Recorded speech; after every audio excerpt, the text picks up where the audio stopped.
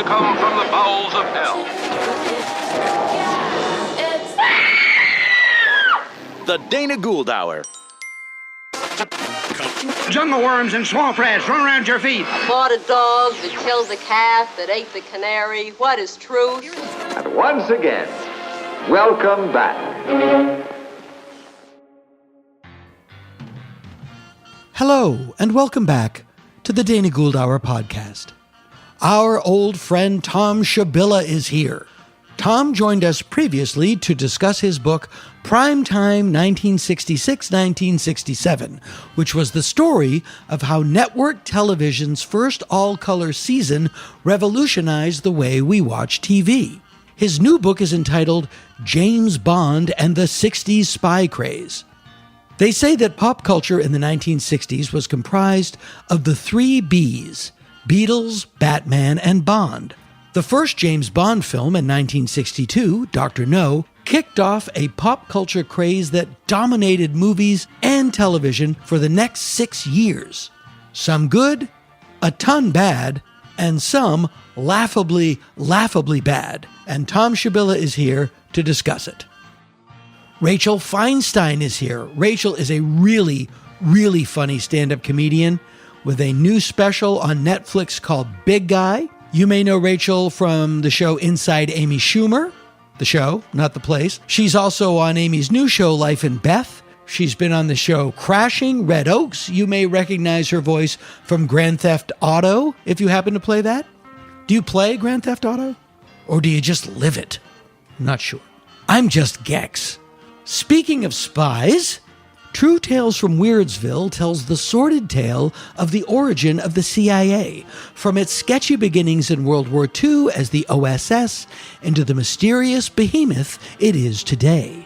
If you're a fan of Dr. Z, and who isn't, he will be appearing live at GalaxyCon in Raleigh, North Carolina on July 27th. And I will be appearing in my human form at the Irvine Improv on August 16th, 17th, and 18th. I'm not doing too much traveling this summer as I am working on season 2 of the series Ted, which is on Peacock and is excellent. If you've not seen it, it's a great show. I'm so proud to be a part of it.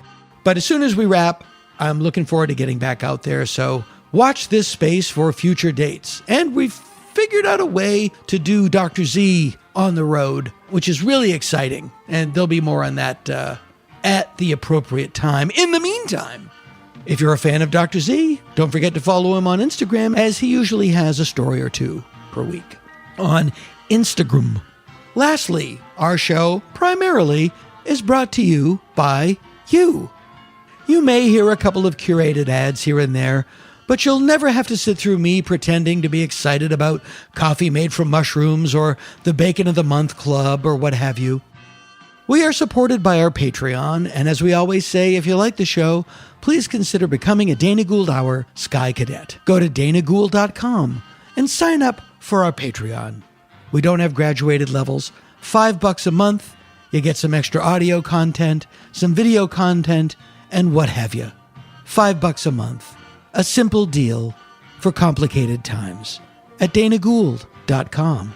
And now, it's on to our filthy business.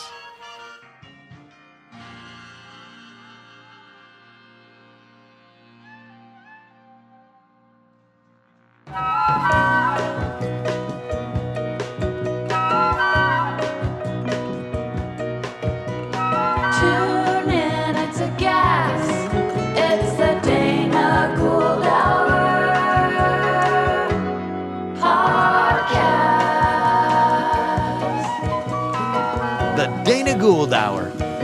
Free and worth it.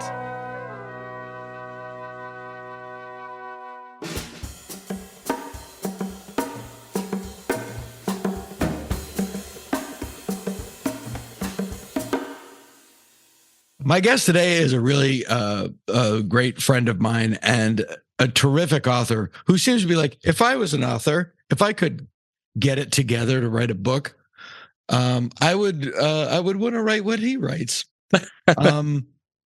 It's odd in that my area of interests in terms of pop culture precede the age that I should be interested in it. I'm interested in things that were relevant kind of before my time. Basically because that's the stuff that I was watching on television in reruns. You are the same way, but you're even younger than I am, so I don't even know. Again, yeah, but I grew up watching this stuff on television and reruns. Exactly. You know, it was the same exact thing. It was. I never. I got to introduce you first. Wait. Oh, okay. Sorry. In 1922, he crashed the stock market. In 2022, he wrote an excellent book called 1966 to 1967, The Full Spectrum of Television's First All-Color Season, which really talked about the birth of what we used to see as modern network television, which is now a museum piece. And his new book might as well have been titled, Dana, buy this. It's called James Bond and the 60s Spy Craze, which is it's about the spy craze in cinema and television in the 1960s, but it's actually about show business, and the way show business runs. Please welcome your friend and mine, America's boy next door, Thom Shubilla. Hey, okay, I like that. I'm stealing that. That's my new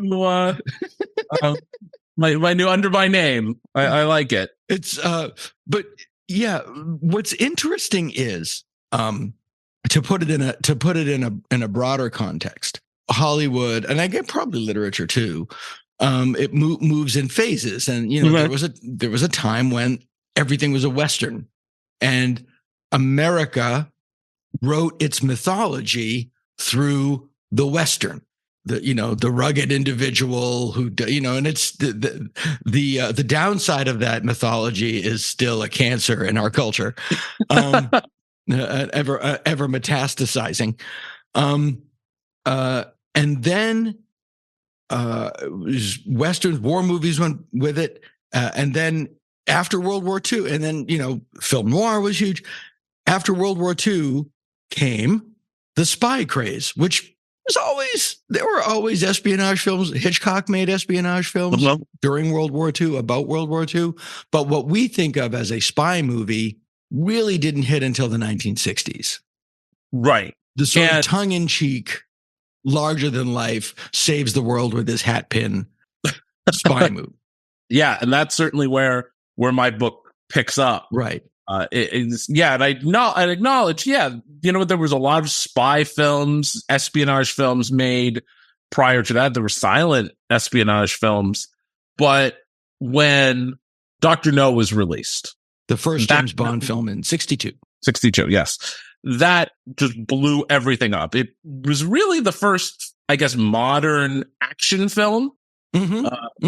And it brought all of that together. So there was action, there was sex, there was espionage, and it just hit at the right time, right place, and it completely exploded from there. And it's also so, which is weird also because it's British. It's not. It wasn't American. Right. It wasn't like when people think of the American hero, John Wayne, just out there killing what he disagrees with. The image of John Wayne is the typical American image. Tough guy, physically strong, single-minded, not overly educated. Don't apologize. Shoot the guy in the face. Kill your enemies and keep going. What is Joe Rogan if not that? No, I mean it. I mean, in terms of how people see themselves. Who else buys a fucking Cybertruck? That or me. I bought one because I like to drive something that reminds me of where I pee at the ballpark. It does. It looks like the ballpark urinal. It looks just like the urinal at the Yankee Stadium. Or the Jawa vehicle.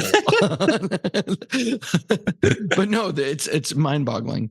And I get that, and that's what it is. But the spy craze, which was in 1966, they were like every movie was a spy movie.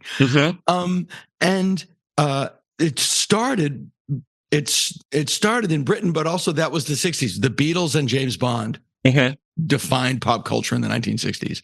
And that was actually before my first book, part of one of the first incarnations of that was Beatles, Bond, and Batman. That was the third one. Yeah, Beatles, Bond, and Batman was pop culture in the 60s. With Batman and how television had revolved around Batman in 1966 and the color aspect of it. And then, so this book is kind of the natural progression. It was, I really need to dive into something revolving around James Bond. Yeah. And I started kicking around ideas, and I was reading a spy novel that was written by my friend Gary. Oh, really? And, yeah. And I was reading it on vacation, and I thought, wow, there could be a lot here. There's Absolutely. There's a lot of content here. There's a lot of movies. A ton of stuff came out. And the one thing that I also tried to do is make sure that everything revolved around James Bond, because he was the catalyst for the craze. And all of these films had some James Bond connection. Sure. Or James Bond reference. Or James Bond, or pushed James Bond. And the connection that makes it so American is JFK. Yes. Because not only did the Bond movies, and I know this because of your book, not only did the Bond books gain a lot of traction in America, and JFK said From Russia with Love was one of his favorite books of the year, but also the image of James Bond was very much the image of JFK. And it was really a new self-image that America had after World War II, after Eisenhower, a young, dashing, a man with no sexual morals. But also Captain Kirk was also JFK. Yeah. JFK in outer space. Young, dashing, love him and leave him, quick triggered, white dude. And so I think that's how America latched on to James Bond, and it makes perfect sense. Absolutely, and JFK was a big fan, and it probably saw himself in James Bond. Oh, 100%. And here's the weird thing, Louis, how like history and fiction tied together quite literally. The Bay of Pigs, this giant international fiasco that could have triggered World War III, was JFK and Alan Dulles, who ran the CIA at the time, sitting around going, what would James Bond do? Literally true. And in the book, I talk about this quite a bit, that there's just documentation. There's interviews with Andrew Dulles of them saying, well, what would James Bond do here? How could we maybe kill Castro in a way that James Bond would kill Castro? Yeah, it was literally like a poisoned cigar. It's mind-boggling. And here's another thing. Do you know what one of the CIA's clandestine operations to try to kill Castro in a James Bond way was called Operation Ortsack, which is just Castro backwards. This is real. There's a great book by I think it's Tim Weiner called Legacy of Ashes, which is the history of the CIA. And they have like a 98% failure rate. It's really insane. But thank God one of their big successes was installing the Shah of Iran, because that never came back to bite us. Worked out.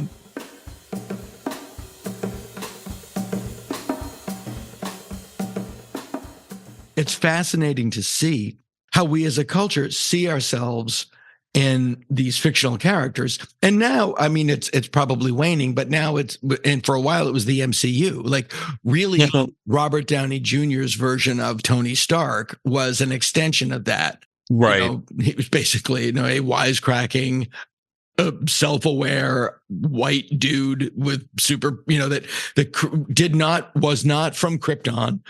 Created his own self-made. Same with Bruce Wayne. Yeah. It's it's a very American thing and admirable when used in the right way. But it all started really with Ian Fleming, who was a super British snob, who was a spy. Was a World War II vet. So, and again, I'm sure Kennedy had some connection with him there as well. Yeah.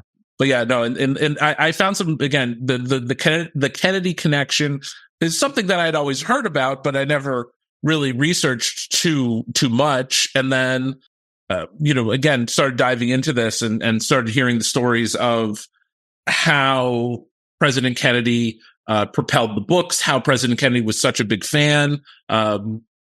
Apparently, From Russia with Love was the last movie that he had seen in office. Oh, I didn't know that. Yeah. I didn't know that. Yeah. Wow. There was a really cool story. They were filming Goldfinger. Right. And they needed the aerial shots of Fort Knox, and they needed some approval. And it was kind of like, I think we know a guy. I think we know a guy at the White House who could help us out with this. And we know a fan. So wow. Certainly was a big proponent of the films as well. Yeah. And supposedly they were not denied, you can't see inside it. So Ken Adam just made up what he thought it would look like based on the exterior photos and basically nailed it. They were like, wait a minute, we told you not to go inside.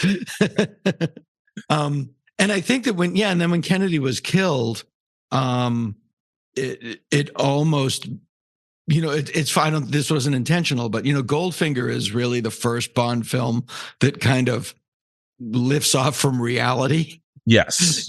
From Russia with Love, outside of him being a sex addict, is a pretty conventional spy story. Goldfinger is when it gets into the all hot girl Air Force. Yes. And I had my favorite line in that movie, champagne leader to champagne one. I had, I teach I teach out of community college. I mostly teach public speaking, but I also teach a film class. And I showed Goldfinger and we talked about it. And one girl raised her hand and said, "So James Bond sexually assaulted that woman and then turned her straight." I went, "Yes, he did." Yes. You could do that back then. Very astute. Yeah, you could do that. Now it's pray away the gay. It used to be rape them straight. That's how we would do it. That's quite literally that. Well, in Thunderball, I used to do a bit about this in my stand-up. In Thunderball, he outright rapes a woman. Yes. And that woman never comes back in the movie with like a bunch of cops. That's him in the jetpack. And that's, speaking, this is just a license to kill. I don't see anything else. You need to be a O for this. That's one of the things, again, when writing this book, I would run into time and time again. And, I always believe in writing from a historical perspective. Mm-hmm. And it's for what I write. From what I write, writing from a historical perspective, looking at it and saying, here's what people were saying in 1964. Right. It's if you don't learn from it, if you want to have this, repeat it. Yeah. If you want to have this discussion of is James Bond a good guy? Is James Bond a bad guy? Be my guest. I'm just telling you what they were talking about. And there was very little discussion of this in 1964. But, again, there were some of them actually at the time, and I think I bring it up in both books that I have, that Roger Moore called James Bond an amoral character, and he would never want to play him. See how far that went. There were so many things in the early 60s, especially with Doctor. The other movie that was really revolutionary and that came out in 62 is Psycho. Like there's it really was. And I don't know why it took so long for it to happen after World War II, because it was that generation that did it. Right. That in that particular decade, everything cracked. Everything broke at once. But everyone regards Goldfinger as the perfect James Bond movie. Like it's self-aware. Other people they like From Russia with Love better, or people like whatever. But most people Goldfinger is sort of if somebody had to watch one James Bond movie, you go watch that. That's what they are. And that's when he became the super spy. Yes, that's when he became a superhero. Yes. And he became the superhero, super spy, whatever you want to call him. But as I kind of point out in the book as well, that when the other spy spoofs, knockoffs, imitators, wannabes, when they started getting produced, I see that started pushing Bond even further. Yes. With 64, yeah, he was a bit of a super spy. Things were still somewhat we were still based in some reality. Still on Earth. He was still basically on Earth. Thunderball. Yeah, okay, a little bit more dealing more atomic things. To use a Beatles analogy, to me, like, Goldfinger and Thunderball are sort of the Rubber Soul and Revolver of the James Bond. Like, that was right at their. Although some people don't like Thunderball, it's my favorite. It's actually not my. Yeah, I love Thunderball, but my favorite one is not the best one. But we'll get to that. But Thunderball, absolutely my favorite because it's and you could lop out 20 minutes of Thunderball and no one would miss it. There's a lot of this. Yeah, that's true. That's true. There's a lot of underwater stuff, but I see this because I see this with The Simpsons. Like, people always say, like, by the second season of The Simpsons, people are like, "Oh, it's over. It's not what it was." Bosley Crowther, who was a famously persnickety critic for the New York Times. I love his reviews, by the way. If I find a Bosley, it's going in the book, no matter what book I'm writing. If I see a review by him, we're talking about it. Bosley Crowther writes reviews as if he was that guy in Laura that typed in his bathtub. Sorry. You know what I mean? Yes. You'll read about this in my column. I get it. The first sentence of Bosley Crowther's review of Goldfinger is, "Old 007 is slipping, or rather his writers are." It's like, it's already over. 2 movies in, it's already over. Yeah, he was thrown in the towel for James Bond in 64. Yeah, well, I have, and I think also in that review, I think it's the same review. You talked about that. Well, there weren't as many girls to look at. Yeah, I'm sure Bosley Crowther was really drooling after the ladies. Yeah, and he complains that they're too manly. Her name is Pussy Galore. If that's too manly for me. Which also is it's so funny how, like, they could do that then. Mm-hmm. And there's a famous photo of, now, Honor Blackman, who played Pussy Galore, was 38 at the time, which was like what people would consider now not long in the tooth. Came from the Avengers. Her character's name is Pussy Galore, which is in the book. One of the best lines in the entire Bond canon is when he wakes up in the plane and she goes, "I'm Pussy Galore," and he goes, "Well, I must be dreaming." There's a photo of her standing on a beach with the word "pussy" written in the sand, and she's just staring up at the camera, and it's just like, I know you're thinking what I'm thinking. I think I noted in the book, clearly leaning into this. No, she thought it was hilarious. Like, she clearly knew what she was doing and thought it was hilarious.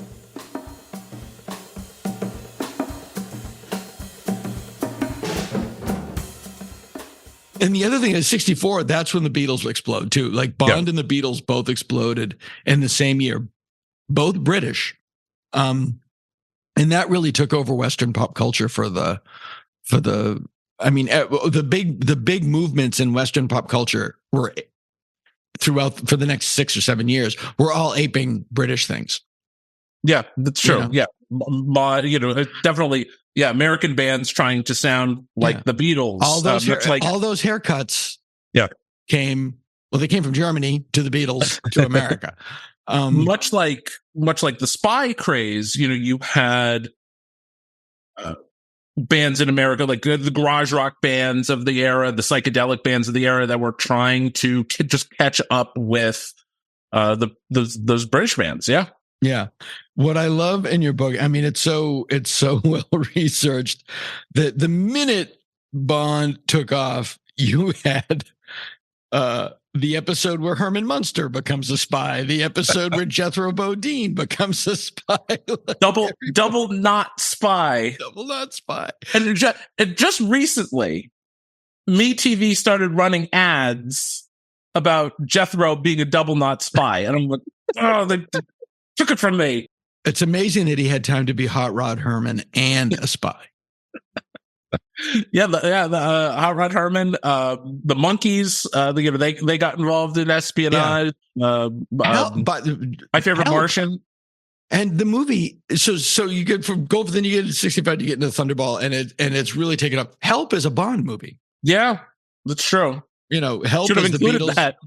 Help is the Beatles and a spy. And even the music, if you listen to the song Help, there's two versions of Help. One starts with John Lennon going help, and the other one starts with a very John Barry-ish guitar lick.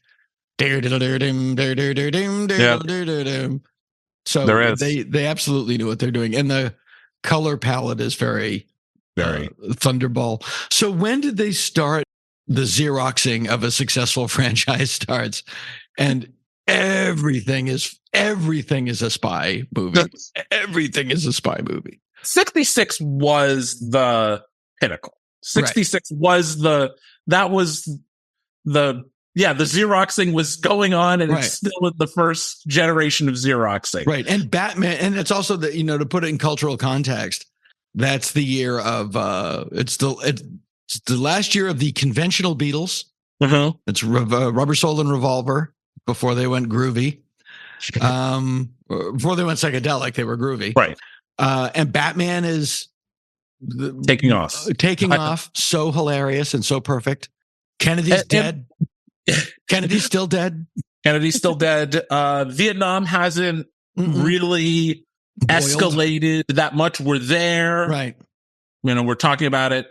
But in 66, much like any cultural impasse, any cultural phenomena, critics and things like that are okay. We're pushing this along. We're saying, okay, yeah, this is great. We're writing puff pieces about spy films. Spy films are really cool. You could see in 66, by mid 66, all of a sudden, spies are not cool. So the same people that brought this up ripped it down. It was passé. It was. Right. There was just so many spy films that were just invading theaters each and every week. It's exactly what we went through with the MCU last year. Yeah. It was just so many. Enough. There were movies that I started looking at and going, what is this? And it was like, oh, it was a TV show. It was on a platform that you didn't have. And I'm like, I don't know what this is. Yeah. It's on Vesuvulon. Don't you have it? Who did the Mark Maron? Mark Maron did he did a really great skit about, before you could tell somebody, well, what channel is this show on? It's on ABC. And he said, oh, okay, it's on ABC. I can watch it on ABC. And he goes, now it's like, well, it's on Clomper. Well, it's Clomper. Well, you have to be a part of the Clomper community. In Clomper, you got to download, and then there's a Patreon of Clomper. So true. It's so insane. Just to give you an example of by the way, all that's going to change. I think a lot of these streamers are going to merge. That's going to be the next earthquake, because what they've realized is people don't want to subscribe to 18 different platforms, and most platforms have only one or two good things on them. Which is not to say that there are only one or two good things, but one or two things that appeal to any random individual. People don't want to pay for 18 of them. There's a YouTube channel, Watcher. I don't know if you ever heard of it. It's guys, they go to haunted houses. Okay. They'll go to haunted houses. They go to, so they're me. Yeah. They go to haunted houses, and they go to, they talk about, true crime, okay, we're going to solve, here's what happened, kind of stuff. They came out about 2 weeks ago and said, we're leaving YouTube. We're going to our own platform. Everybody has to pay us $10 a month and everybody's like, screw you. Yeah. Like, delete. And they like their careers because then they had to backtrack like 2 days later because everybody's like, we're not paying you $10. Yeah, your little ghost story. It's very hard to, and it's utterly and it's also just random. It's utterly random. By 1966 is when the Spy Craze sort of, and it's when it hits, when it hits television. What I didn't know that I learned from your book was that the first Flintstones movie was a spy parody. Yeah, I've never heard of that. Yeah. It's actually pretty good. I really liked it. I enjoyed it. So a lot of Bond callbacks, a lot of Our Man Flint callbacks, and it was eerily like was The Man Who Never Was, which was a spy show that came out at the same time and had a similar theme to that, where somebody had the same. Fred Flintstone looked exactly like a spy. Oh, okay. Which is also the plot of North by Northwest. North by Northwest, yeah, that too. The three major, there were so many smaller ones, but the three major sort of Bond copy franchises. Well, there are two Bond copy franchises that were huge, which was Matt Helm with Dean Martin, who's more James Bond than James Bond, if you ask me. And more American. Dean really was an American. He liked women and he liked his alcohol. Okay. Yeah. So yes, and those were, I think when people watch the Austin Powers films, they think James Bond, but it's Matt Helm. The Austin Powers really dictated the direction of the current Bond franchise, or Daniel Craig was specifically cast as a response to Austin Powers. I think originally it was possibly before Austin Powers, it might have been Henry Cavill or somebody like a real square jawed. Yeah, and then when Austin Powers came out, they were like, no, we can't do this. We've got a zag where they're zigging. I think they also, any jokes just couldn't be there. There were not a joke at all. Yeah. Well, there was not a wink and a nod to anything. Where the Sean Connery James Bonds did that a lot. There was a lot of funny parts. There was a lot of wink and nods to other things. Well, by the time you get to my favorite Bond movie, You Only Live Twice, which is by far not the best Bond movie. It's completely insane. And let's be honest, bracingly racist. This is another thing that I was thinking about. I was saying, again, with the book, you could read it and you could say, yeah, James Bond is a little racist in this book. Yeah, James Bond is a lot of racist in this book. But my favorite, You Only Live Twice is so insane. One, he tells a Japanese guy how to serve sake, which is great. And then for absolutely no reason, he has to look Japanese. So he's given plastic surgery. I watched this six bikini-clad doctors. I watched this movie so many times. And again, I would watch it while writing, and I probably watched it twice. And every time I'm going, wait, why did he become Japanese here and get married? Why? It is in the book. It is in the book, but the book is a very different story. And you can just scissors. You can lop that right off. You don't need to get give him married, that haircut, run into a volcano. Yeah, it is completely. In the book, it's interesting because he loses his mind. And in the book, he really does spend months in this fishing village, right? And then he's kidnapped by the Russians, and then the next book he's programmed to kill M, and they send him on his last mission, thinking he'll kill him. That's The Man with the Golden Gun is the last book, and when you get to the last book in the Fleming series, he's really fucked up. It's interesting to read. But they're sort of chasing it. And by that time, in 1966 is when Connie was like, I can't do this anymore. He was too famous for his own comfort. As he said, it was the Bond and the Beatles, but there were four of them. There was only one of me. And he literally couldn't function, and it started to drive him bananas.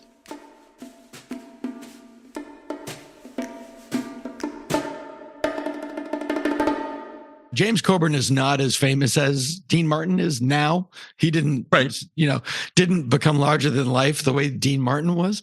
But those movies are amazing. The Matt Helm movies, again, really over the top. The Derek Flint movies also very over the top, especially the sequel where he talks to dolphins.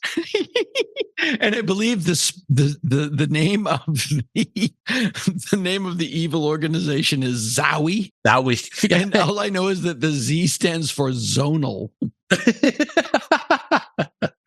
That's a bit of a stretch. It's close. Yeah. I was looking at all those films did really well. That's the other thing. Yeah, everything's making money, so why stop? You did really, really well throughout the years. So those were certainly that's capitalization the analogy, and that's the analogy to the superhero movies, is that these movies come out, they do well, so the show is, well, let's just fuck it to death. And they just like, everything is a spy movie until people are like, stop it. And then they go, all right, we'll stop. We'll do something else. Stop making spy movies. So, and it's amazing that everything ended by the end. Sometimes there's spillover from a previous decade. Yeah. And a decade it's 10 years that we have put together in a unique. Yeah. The 60s did not end in 1969. They ended in 72. Right. But in the terms of Beatles, Bond, and Batman, they're all over. Ended in 1969. Yes, which is insane. That's true. They're all over by 1969. Beatles break up. Bond. Connery leaves. Batman's canceled. The spy craze is over. Yep, it's really true. And even by the late 60s, the Beatles are chasing pop culture. Like the Beatles' last look as a band was them trying to look like the band. Well, yeah, that's true. Yeah. They were finally, they were not the trendsetter. Yeah, they weren't the trendsetters anymore. Yeah. And that's the thing. It's like, we were talking about this last night with some people, genius touches people, but not permanently. You have a period of genius, and then the genius goes to somebody else. The Beatles had a period of genius. Python had a period of genius.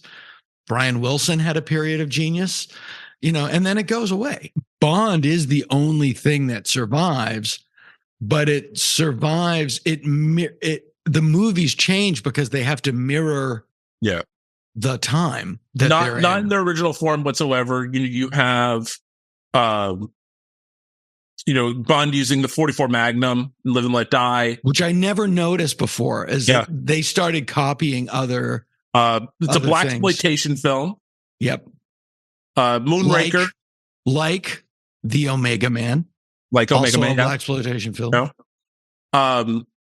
Moonraker. They said, well, Star Wars, get me one of those. Yeah, Star Wars is big. Let's do Star Wars. My favorite, and I've talked about this before, but I was in a antique store fairly recently, and there was a novelization of Moonraker, and the note was novel based on the movie based on a novel.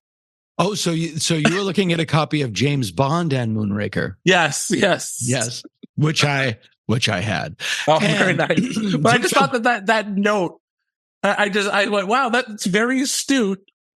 And very funny. Oh yeah, I was doing I was recently looking at a fun fact. I was talking about it last episode. The 1980s film version of The Little Shop of Horrors, which was a movie based on the musical, based on the movie, and the first movie was shot in 2 days and 2 nights. With no stars and no money. And the second movie had a all-star cast and a luxurious multi-million-dollar budget. And the first movie made its money back and the second one didn't. Fair enough. Mm-hmm. It's an interesting arc in this, if you look at it and as an example of spy movies in the 60s, they start out sincere. Then they start to make fun of themselves. Yeah. And then they're over and can only exist in parody. Yeah, and that's what they can only exist in parody and is, again, kind of as a mix of pop culture. This the candy colored version of pop culture that was the 60s goes away. Right. And the 70s are a cultural hangover. Yeah. And it's the rock got down and dirty, the movies got down and dirty, comedy got down, everybody's, it's Dirty Harry, it's the Black Sabbath, it's just like everything the early 70s were, and I think, and a lot of it was, and this didn't set it off, but this embodied it. It went from flower power to Manson. Yeah. The view of hippies, that's what the view of hippies became. Yeah. And even, again, with films, one of the things I point out is, you all of a sudden you've started having films like, like Dirty Harry, like The Conversation, like The Deer Hunter. Yeah. Those are, they're not fun. Joe. Those are, the thing with hippies, with Joe, you have a much less. Talk about Joe for people who don't know about it. Oh, Joe. Yeah. Peter Boyle. He's a kind of an Archie Bunker conservative guy. Yeah. My favorite line in the whole film, anytime I see a Budweiser, I think of him saying, "King of beers." Guy comes into the bar who has killed his daughter's boyfriend, and Joe's running his mouth, and he says, I'd like to kill one of those hippies, and the guy says, "Well, I just did," and they unwillingly he becomes his friend because this guy now knows that Joe now knows that this guy killed his his daughter's boyfriend. It's interesting too because I'm going through this now because I'm writing on the show Ted, the Seth MacFarlane teddy bear show. Seth MacFarlane teddy bear show. But Ted, if you watch it, it's really influenced by All in the Family. The father character, Maddie Bennett, played by Scott Grimes, played very well by Scott Grimes, is a very much an Archie Bunker kind of character. Yeah, I see that. Yeah, and a lot of his stuff comes from my father, who is the same guy, but in the same way that with like Archie Bunker, it starts off as a parody. You're making fun of it, but people don't get the joke. Like people love, nobody loves Michael Stivic. Everybody loves Archie Bunker, and they don't realize that Archie's a buffoon. Yeah. And I don't think Michael Stivic was intended to be a buffoon, but he became Archie's foil. And that always happens. I was talking to Phil Hendry about Rush Limbaugh, that when Rush Limbaugh first broke, he was kind of parodying those guys. Like he was still a conservative, but he was the character that he was portraying was very much affected. Yeah. And then he just started to believe it. He became the character that he created. He became the character that he became because that's where the money was. It's very cyclical in that regard. It becomes sincere, larger than life, utter parody, and then a period of non-existence, and then it goes back to where it starts again. Like the Roger Moore Bond movies in the 70s are basically Matt Helm movies, right? Yeah, and then finally in 1981. They reboot the franchise and make like a serious spy movie. For Your Eyes Only is serious. Yeah. I was just watching your trailer from hell for, I think you did not For Your Eyes Only, but you did, Living Daylights. Living Daylights. Yeah. Living Daylights. I was just watching that, and how every so often they come out. No, this is a serious Bond. And with, Pierce Brosnan, you had, that was almost in super speed of this, where GoldenEye was kind of the stripped down. Yeah, it's pretty good. It's really good. Yeah. Film. and then quickly they immediately get to invisible cars.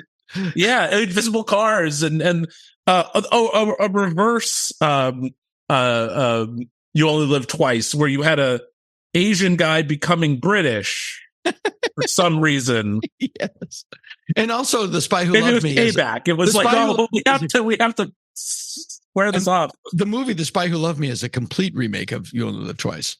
Yeah. The story is a complete remake of You Only Live Twice.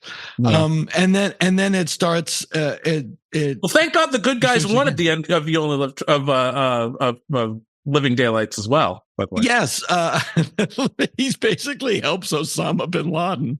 Thankfully, the good guys won. When you watch, everybody listening to this, go back and watch The Living Daylights, where James Bond teams up with Osama bin Laden to defeat the Soviet incursion of Afghanistan. And but that guy is like studied in England. He is Osama bin Laden.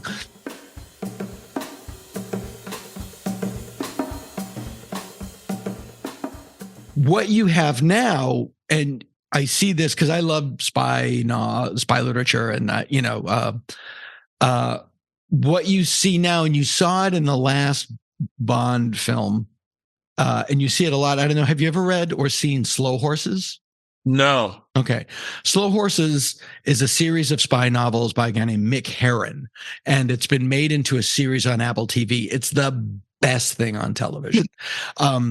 Slow Horses is an analogy for a subset of MI5 called Slough House. And what it is it's basically the Animal House of the MI5. It's all the fuck ups.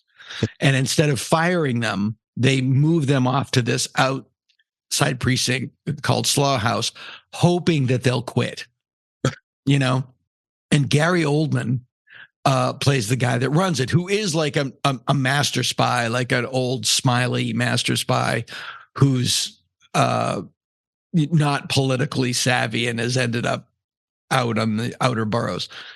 The show is hilarious, but it's not a comedy. The spy stories are all very genuine and real and clever, really smart. But Gary Oldman his character is such a pig that it's really funny. Like, he has a terrible flatulence problem, but they never there's a scene where Kristen Scott Thomas plays the head of MI6, and she knows how good Gary Oldman's character is, a guy named Jackson Lamb. And so they're like having a clandestine meeting on a park bench talking about this thing. And they're talking, and suddenly Kristen Scott Thomas goes, "Jesus Christ." And he just goes, "Yeah, better out than in." But I'll check it out. Oh, I'm envious that you get to see it for the first time. But the thing that's interesting with the Slow Horses novels, and you get this a lot with Le Carré too, is that all of the intrigue is also caused by MI5. It's also caused by MI6. I mean, it's certainly true of Tinker Tailor Soldier Spy. It's absolutely true of the spy who came from the cold. It's all MI6 fucking over their own agents. And it was also the story of, if you saw No Time to Die, which I did not like. It's all it was the whole problem was created by MI6. Yeah. Because that's what we're so cynical now, that people believe the only supervillains people will believe are their own government. That's true. The thing with Bond, I love it in the theater, and then I watch it later, and I'm like, oh, this wasn't good. I didn't like it because it's too late if you haven't seen it. This is a spoiler, but if you haven't seen it by now, I don't care. If he dies, you've missed the point of the whole character. And he says, "I love you" like 7 times. No, he's a sociopath. The whole point of the character is he's wounded and incapable of forming bonded connection, relationships. And he's addicted to pain medication and booze. Yes. And he's a broken man acting out. And and there's nothing wrong with that. It's just like, it's fine. You can do it, but don't call it a James Bond movie because that's not who he is. And also his death was completely avoidable. Yeah. But that going back to Harry Palmer. Yeah. Now, Harry Palmer comes out in the first movie is the Ipcress Files in 1963. I think? Yeah, 63, 64, I think. Yeah. 64. Yeah. Written by novels by Len Deighton. That is the anti-James Bond. Yeah. In a sense that he's a working class guy. Yeah, he's a working class guy. He wears glasses. He makes his own breakfast. Right. He has the the English government. National health glasses. National health glasses. There we go. Yeah. And if you think about it, it's like, well, Bond is this guy. He has a vacation home in Jamaica. He has cool cars. He's got a real nice apartment. But he's a government worker. The Harry Palmer. You can check out my salary on governmentsalaries.com. I'm not lighting up the scoreboard here. Yeah. Well, and that's also, it starred Michael Caine, who was himself quite revolutionary in terms of British actor. And he was not unlike Marlon Brando here, not in his acting style, but he was a unabashedly middle-class guy. Right. And he had a Cockney accent. He didn't have a posh affect to his accent. All British actors were up to that point were all Laurence Olivier. And Michael Caine was the only guy that talked like this. He was the only guy that like unabashedly was blue collar. And he becomes if you want to do a Cockney accent, Michael Caine. Yeah, it's Michael Caine. Yeah. And what I didn't know was that Michael Caine, there's Michael Caine and then there's the character of Michael Caine, And what made that popular was Peter Sellers. Yeah. Doing Michael Caine. Doing Michael Caine, yeah. Yeah. And Peter Sellers invented a catchphrase for Michael Caine that Michael Caine never said, which was like Peter Sellers, Michael Caine was, an example would be, it takes 53 seconds for a bloke to fall from the top of Big Ben to the ground. Not a lot of people know that. And not a lot of people know that became like the Michael Caine catchphrase. Yeah. He goes, I never said it. It was all Peter Sellers said that. Judy of England. Yes, exactly. It's the same thing. He never said it. But the Harry Palmer films are great because it is like the blue collar James Bond. Like you see him making his own breakfast and reading the paper, and he's got they're really great. And they made a terrific series of the Ipcress Files, I think in 2019. Again, you'd love it. Set in 1963. They have a really good actor playing Harry Palmer. And it's great. It's just like, if you like this stuff, it's like crack. It's so good. Here's an antiquated drug reference. I always feel like that should be, I mean, if I were the Broccoli family, how I would make James Bond in the I'd put him in the 60s. Yeah, just do it. Put him in 1962. Put him in 1955. I don't know. There was always a story. Yeah, it would be great to really do it in the right. I mean, here's the thing: you got to give them credit. Those movies, they shouldn't still be making those movies. What I mean is successfully, and they do. Right. It's like they're really having a hard time continuing the Star Trek franchise on television and in features because what they haven't figured out is how to bring in new people but placate the traditional fans. Right. And what they end up doing is making a movie for nobody. Like they make the last Star Trek movie was like, we get the Fast and Furious director. Great. Star Trek fans don't want to see it, and people that aren't Star Trek fans don't care. But Bond, they always, and I think it's just because there will always be a strain of male fantasy that is attracted to this. Not as, Star Trek is not a male fantasy. It's an intellectual fantasy. That there'll always be a male fantasy of guys that want to be James Bond. Right. And they'll go, but they do manage to reinvent him successfully. Yeah. Well, they never really had that big of a miss.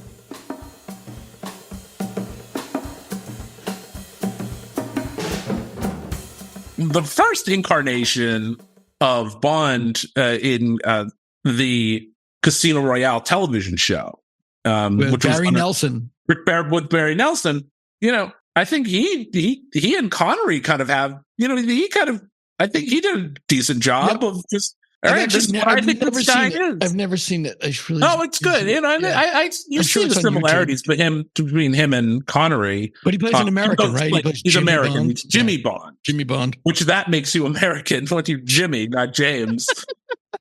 Yeah. It would have been great if they just did a spin-off of that. This is how crazy the Roger Moore movies became. Even right out of the gate, in The Man with the Golden Gun, which is terrible. Okay. They brought back that cracker sheriff from Living Yeah. What are you, some kind of death machine? I never quite understood that. Also, Man with the Golden Gun, fewest kills in a James Bond movie. Just kills, but he does push a child into a polluted river. Wow. And it's so funny because Roger Moore goes, "Yeah, I always hated that." He goes, "If I could change anything I did, I would have go back and fix that." Because he was apparently Roger Moore was like the sweetest man on the planet. And he became like the ambassador to UNICEF. Like he really cares. Like, oh, I hated that. That's funny. Yeah, it's really true. Yeah, I love Living Daylights is interesting because he does help Osama bin Laden. The plot, I can't figure out that plot. I've seen it 4 times. I love License to Kill only because it's not really a James Bond movie. It's just this weird 80s action movie that happens to have a guy in it named James Bond. And then the Brosnan movies are the Brosnan movies. I'm curious to see what they do next. I guess they know who it's gonna. There's some guy they say this is the guy, but they just haven't announced it yet. Yeah, that's what I keep hearing too. Yeah, Aaron Taylor or something. Yeah. He looks like a James Bond guy. Yeah, it shouldn't be Henry Cavill. He looks too much like He looks too square jawed. Yeah, it's just too. He played Superman. Yeah, you can't believe. Yeah. Did he play Lone Ranger? No, that was the Army Hammer. Hannibal the Cannibal played. Yeah. But it will be interesting to see how these movies evolve. I guess Quentin Tarantino wanted to make a Bond movie set in like 1959. Yeah. I should just do it as a one-off. Why not? Yeah.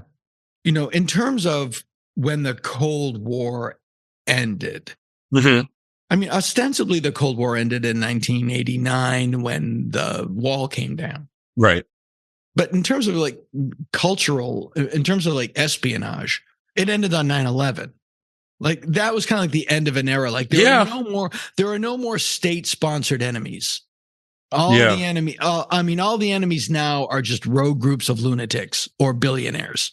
Yeah, I mean, even before 9/11, you saw that with Die Another Day, where you had the world is not enough. World's not enough. Not Die Another Day. Which was the one with the guy with the diamonds in his face.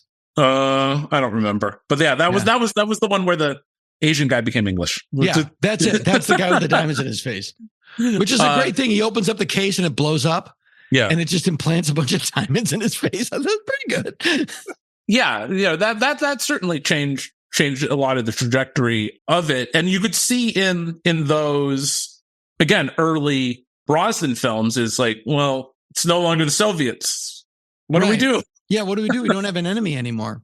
Yeah. There was a great scene in GoldenEye where he meets his former opposite number from the Soviet Union, and they're literally in a statuary graveyard and all these, it was a great, this is over. This is behind us. Back to the old. Yeah, it was really great. But there is something to be, especially when you step back and you look at what the Cold War was all about. It was just people chasing their tails. Let's outspend the other guy. Yeah. But I never understood how, when you looked at when you look at people that were Western communists, you want to go like, have you seen East Berlin? I mean, it's right here. Look at this and look at that. They're getting rock and roll records over there. I don't know if you guys know about. We went to Berlin on our honeymoon because, like a lot of newlyweds, we wanted to see where Hitler got to start. Right. But like even now, without the wall, the architectural, like you absolutely know when you are in what was East Berlin. Yeah. Like just the austerity of the architecture is astounding.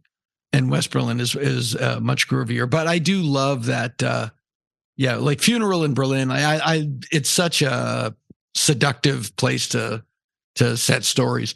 Yeah, definitely. And anything that was shot there, you could definitely. It's always interesting. Yeah, you can clearly see it. It'll be interesting to see what they do. They keep trying to redo other spy things, but they never make them contemporary. I had a meeting when they remade Get Smart. Right. With Steve Carell. Yeah, I remember. Right. So I met on that movie to write it. And I immediately killed any opportunity I had to get the job. But I stand by my point, although I'm sure there are better people to write it. But it was like, Get Smart is a parody of something that no longer exists. Get Smart is a parody of Goldfinger, From Russia with Love, Thunderball. And the Cold War, just in general. Yeah, right. What you need to do is take Maxwell Smart, but make him the Jason Bourne version of Maxwell Smart. Because those are the movies that were popular at the time. Yeah. And at least you're making some fun of something that's contemporary. Yeah. Yeah, it's like the Munsters. It's like you're making fun of something. I don't know what you're even making fun of. It's the reason. It's not really like a wholesome sitcom for you to make. And it's the reason that Rob Zombie Monsters movie, which I did not see. It's like this is a parody of something, and I don't even know what you're parodying anymore. I imagine they like you said with Star Trek, you're alienating there's people like me that love the Munsters. Right. I didn't see it. Right. Because you've made a movie for nobody. A movie for nobody, yeah. It's really interesting. Yeah, I'm very curious to see where the Bond franchise goes because I know when they have these off-brand books now that are like books about Bond that he's not in. Like there's a group of MI6 people trying to find him. Oh, okay. And in it, Q is like an AI computer, like it's like an orb. That's like an AI orb. So that's interesting. It's interesting. It's like how they do try to make it contemporary. Yeah. It'll be interesting. It'll be interesting to see what they do.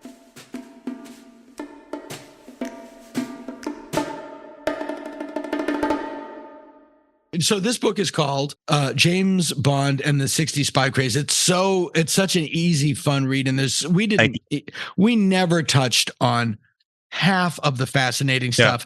The 1967 Casino Royale, which is an atrocity, a mess, a mess of a film. Operation Kid Brother, Neil Connery, Sean Connery's brother. Yeah, literally brought in Connery's brother. And it was almost one of those films. I was researching it, going, "How was this even made?"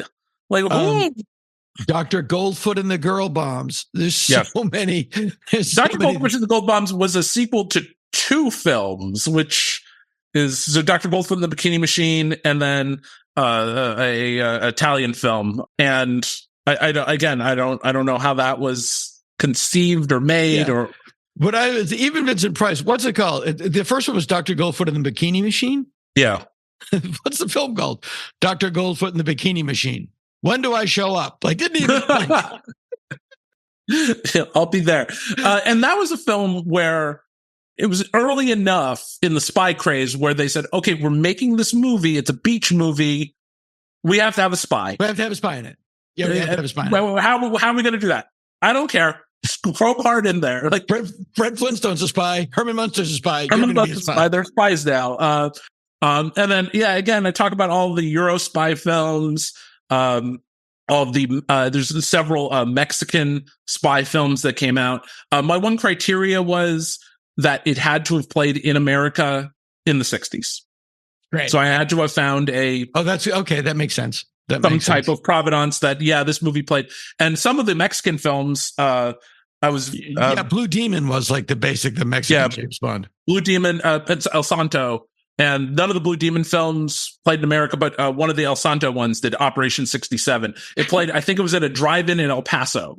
Great. He's a wrestler. That met the cut. He wears a wrestling mask. Those movies are just, again, you just got to see them. It's James Bond in a Mexican wrestling mask, the whole movie. Once again, in my film class, I talked about the spy craze as a whole, talked about the James Bond and then the knockoffs. And I mentioned the Mexican films. And I said, even these guys. And I remember a girl raised her hand and she said, did they wear the masks to spy? Yes. Were they undercover? Yeah. Yes. With the masks. Yep. Yeah. Would they put a wig over the mask? Okay. It's just accepted. It's okay. Yeah. It's just there's something about the craziness of that will never be repeated. And it's just gorgeous. I have a very good friend of mine lived in Mexico he grew up in Mexico in the 60s and 70s and moved to the States in the 80s. And, when I had first met him, and I said, oh, where'd you grow up? He said, oh, Mexico City. And I said, oh, did you ever, hear of El Santo and Blue Demon? And he said, look at me, white guy from Pennsylvania. How do you know about these guys? I'm I really like the movies. And then wrestling. He's like, what? It was kind of what's wrong with you? And then, so now every time he goes to Mexico, it brings me back a ton of really cool stuff. Oh, great. When I met his wife for the first time, he goes, oh, tell her what kind of movies you like. I'm like, oh, I like, and she's like, what? Those? Those are awful. No, what's wrong with you? They're beautiful. They're beautiful. They're beautiful. What is your next book? So books, I'm still pitching a couple ideas. I don't really have anything. Well, I'm going to pitch an idea. Okay. Because you've done Batman. Yeah. And you've done Bond. Right. Something that has never been done. A book about the Beatles. Whoa! Okay. Whoa! Now that's just, I don't think anybody's ever tackled that. You should do a Get Back style deep dive into the Mosquitoes, which was the Beatles band that got stuck on Gilligan's Island. You need us. Dun, dun, dun, dun. I'm kicking around a couple ideas. Again, maybe I would go in that direction. I'm also I do want to kind of travel into something that we have talked about a little bit, I think last time I was on, that we are both monster kids. Sure. And I would like to dive into that realm. My agent, Lee Sobel, he has told me that books about a singular subject sell a little bit better. Interesting. So I don't know. So I'm going to have to go with a specific movie or a biography. I don't know. So we're kicking around a couple ideas. And also right now I am an executive producer on the Drew Friedman documentary. Available now. The book is James Bond and the 60s Spy Craze. It covers the Bond films, but it's so much more. It really is an entire swath of pop culture that, although it's you've limited it to the 60s, it absolutely shows you how things go now. I mean, the arc of the MCU is the same exact thing. Invention to putrescence. I agree. Yeah. And the ever dwindling window that we managed to do it in. Thom Shubilla, thanks so much. We will look for the book, and hopefully I'll see you at a Friedman screening soon. Please. I would love to. That would be awesome. Thank you so much. Thank you, Dana. It's always a pleasure. Of course.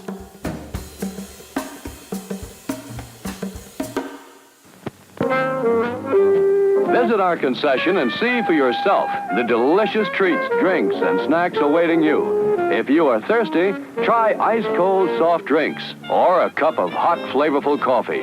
Get something to go with it, like a sizzling and satisfying hot dog or a tasty, tender sandwich. Try one of these delicious treats, and you'll be back at the concession for more before the show is over.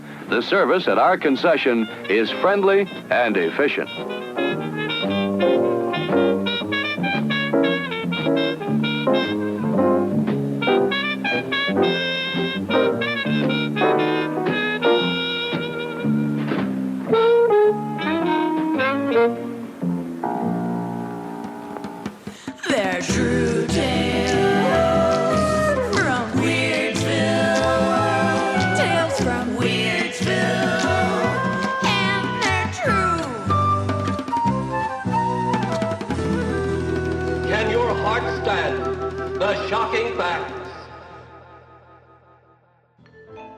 It all started with a little international squabble that came to be known as World War II.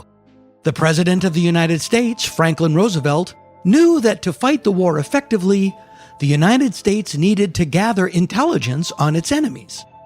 Now, up until that point, gathering intelligence was done on something of an ad hoc basis. The Army gathered it for the Army, the Navy gathered it for the Navy, the FBI gathered it for domestic affairs, etc., etc. So to assert a sense of order over this mess, Roosevelt formed the Office of Strategic Services, or the OSS. Now, up until the OSS was formed, the United States government was not very good at gathering intelligence, nor did it really seem to want to. In the 1920s, there was a man named Herbert Yardley who ran a code-breaking operation for the American military. It was shut down in 1929 by the Secretary of State who said, and I quote, "Gentlemen don't read each other's mail." Okay. So to get the show on the road, as it were, Roosevelt tapped one of his college friends, William J. Donovan, known to his friends as Wild Bill Donovan. Donovan was born in New York, went on to study law at Columbia Law School, became a lawyer, and eventually helped form the New York National Guard, from which he was mobilized and fought in the American campaign against Pancho Villa. He led an infantry battalion in World War I, was decorated for bravery, and then after World War I, he became the U.S. Attorney for the Western District of New York, which remains a prominent position to this day. Ask Donald Trump. Donovan was based in New York, up in Buffalo, and he was a part of Buffalo's high society. Now, high society in those days did not include Catholics, which Donovan most certainly was, but he had married into it and was therefore tolerated. One of the high society haunts in Buffalo at the time was the Saturn Club, which served liquor, which was illegal because it was during Prohibition. So Donovan, despite being a member of the Saturn Club, raided the Saturn Club. His friends were apoplectic. His wife, supposedly, never forgave him, but he did it anyway because, as you will see, Wild Bill Donovan was a nut. There's a book written by a guy named Tim Weiner called Legacy of Ashes, and that is the primary source for everything you are hearing in this piece today. And one of the points that Tim Weiner makes is, from the start, the American intelligence service was chock full of the well-heeled, the well-bred, the well-connected, upper-class, white, Anglo-Saxon Protestants, with the exception of Wild Bill Donovan, the Old Boys Network. And nobody was more well-heeled, well-bred, and well-connected than President Franklin Delano Roosevelt. And so, in between World War I and what would become World War II, Franklin Delano Roosevelt asked his closest friends, and they were all lawyers, stockbrokers, businessmen, and the like, to keep their ears to the ground as they traveled about the world, get a sense of where the world was going. Bill Donovan made a lot of contacts in Europe and Asia, and he became convinced that a Second World War was inevitable. Now, there were those who thought war was avoidable, at least as far as the United States was concerned, even if it meant appeasement. One such person was Roosevelt's ambassador to Great Britain, Joseph P. Kennedy. Now, Roosevelt disagreed with Kennedy, as did Winston Churchill, Wild Bill Donovan, and Kennedy's own son, John F. Kennedy.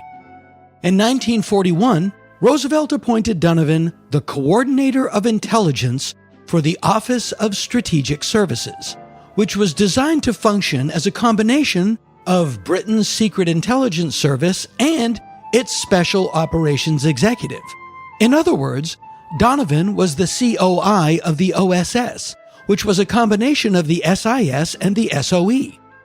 Among the OSS's successes in World War II was the running of a spy named Heinrich Meyer. Heinrich Meyer was a Roman Catholic priest and a member of the Austrian resistance. Through the OSS, Meyer was able to pass on plans and locations of Germany's V-2 rockets. Meyer's group had contacts with the workers at the Semperit factory, which was located near Auschwitz. And it was through Meyer that the first reports of the Nazis' mass extermination programs were passed back to America. Eventually, the Nazis discovered Meyer's group, and Meyer and all of his comrades were executed. Indeed, working for Wild Bill Donovan was a dangerous job. He was full of harebrained ideas and had absolutely no compunction about ordering them into action without properly vetting them. He had a plan to drop 2-man teams behind enemy lines in Germany to contact the German resistance and perform acts of sabotage. He dropped 22 2-man teams behind enemy lines. 21 of them were immediately killed. He loved gadgets. He hired a guy named Stanley P. Lovell as essentially a one-man Q branch. Lovell came up with things like the Beano grenade that looked like a smooth avocado but exploded on impact, a Black Joe, which was a grenade disguised as a lump of coal, or an Aunt Jemima, which was an explosive disguised as a sack of flour. All OSS uniforms had a button that flipped open to reveal a compass inside. Officers carried decks of playing cards that could be assembled into a map. They all carried 16mm cameras the size of a box of matches.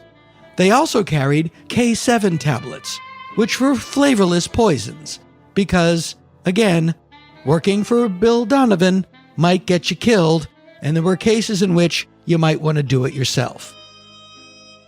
Despite being old friends, Roosevelt did have doubts about Donovan because he was a whack job. To quote his aide, David Bruce, in Legacy of Ashes, his imagination was unlimited. Ideas were his playthings, and excitement made him snort like a racehorse. Woe to the officer who turned down a project because, on its face, it looked ridiculous, or at least unusual. For painful weeks under his command, I tested the possibility of using bats taken from Western caves to destroy Tokyo by dropping them into the sky with incendiary bombs strapped to their backs. Your tax dollars at work. All Roosevelt wanted was a spy service to provide information to the Pentagon. Donovan wanted a secret police service to not only provide information, but to perform clandestine operations. As far as Roosevelt was concerned, that wasn't cool. In fact, the plan was described in the White House as an American Gestapo, which will give you some sense of their opinion of it. How did the Pentagon feel about the OSS? Oh, they didn't like it either. You see, the OSS was separate from the Pentagon and was run by a civilian, and the Pentagon feared that they would be cut out of the loop between the OSS and the president. The president felt that he would be cut out of the loop between the OSS and the Pentagon. Everybody was so afraid that the new girl was going to date the other guy, they decided that it would be best to send her to a totally different school. Now, it's important to recall that these were all the same people who completely missed Pearl Harbor. Different military organizations had different pieces of the puzzle. Broken Japanese code here, uninterrupted communication there. But it wasn't organized or under the same roof. Everyone was so paranoid of competition from everybody else that nobody shared their info. The little pieces were never allowed to fall into a big picture. Now, with World War II drawing to a close, Donovan feared for the future of the OSS. But despite Roosevelt's reservations, Donovan was convinced that he could convince his old college friend to save the agency. And then Roosevelt died. Shows you, Donovan assumed the OSS would die with him. Now, one of the things that Roosevelt did do before he died was to commission a report on the effectiveness of the OSS by Colonel Richard Park, the White House chief military aide. Richard Park hated William Donovan, and to complete his report, he worked with the Joint Chiefs, who also hated Donovan. And then he worked with the head of the FBI, J. Edgar Hoover, who hated Donovan twice as much as the other two groups combined. And so, as Roosevelt's vice president, Harry Truman, settled in behind his desk on his first day as the President of the United States, he was presented with a report on William Donovan's OSS, compiled by half a dozen people who hated his guts. The report was a detailed catalog of every OSS blunder and failure, with scant mention of any success.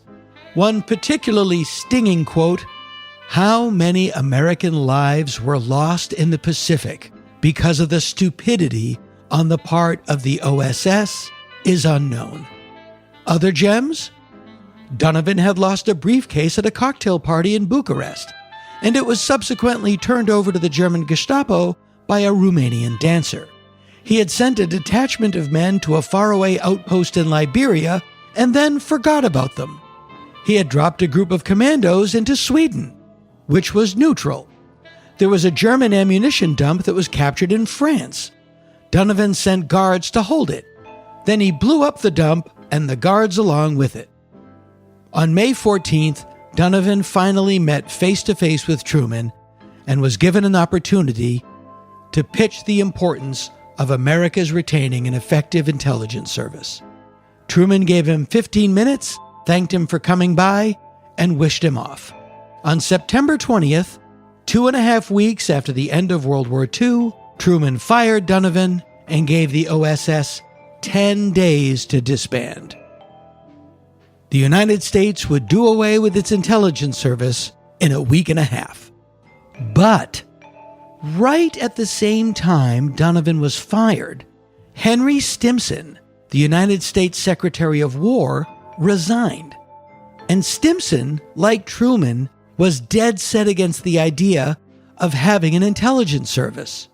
But Donovan's deputy, a guy named John Magruder, and Stimson's deputy, a guy named John McCloy, got together and drew up an order that, if nothing else, muddied the bureaucratic waters enough to buy the OSS some time. This was actually a good thing. Truman felt that, with the war over, peace would reign over the globe. That illusion did not last long. In fact, in the fallen city of Berlin, the Cold War was already up and running. With the surrender of Germany, the United States and the Soviet Union, virtually on a dime, went from being allies to adversaries. And Berlin was ground zero for the face-off. Forces from both countries were frantically combing through the rubble to locate and recruit the best Nazi rocket scientists and weapon experts for their own use. Now was not the time for the United States to abandon its clandestine service. The OSS's man in Berlin was a guy named Richard Helms, and Helms could not believe that Truman pulled the plug on the agency. Undeterred, he kept spying anyway.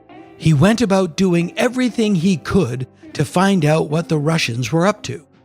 Now, in Washington, D.C., the Joint Chiefs, if not the President, were quickly realizing that the Soviet Union was indeed a viable threat to the safety and security of the free world.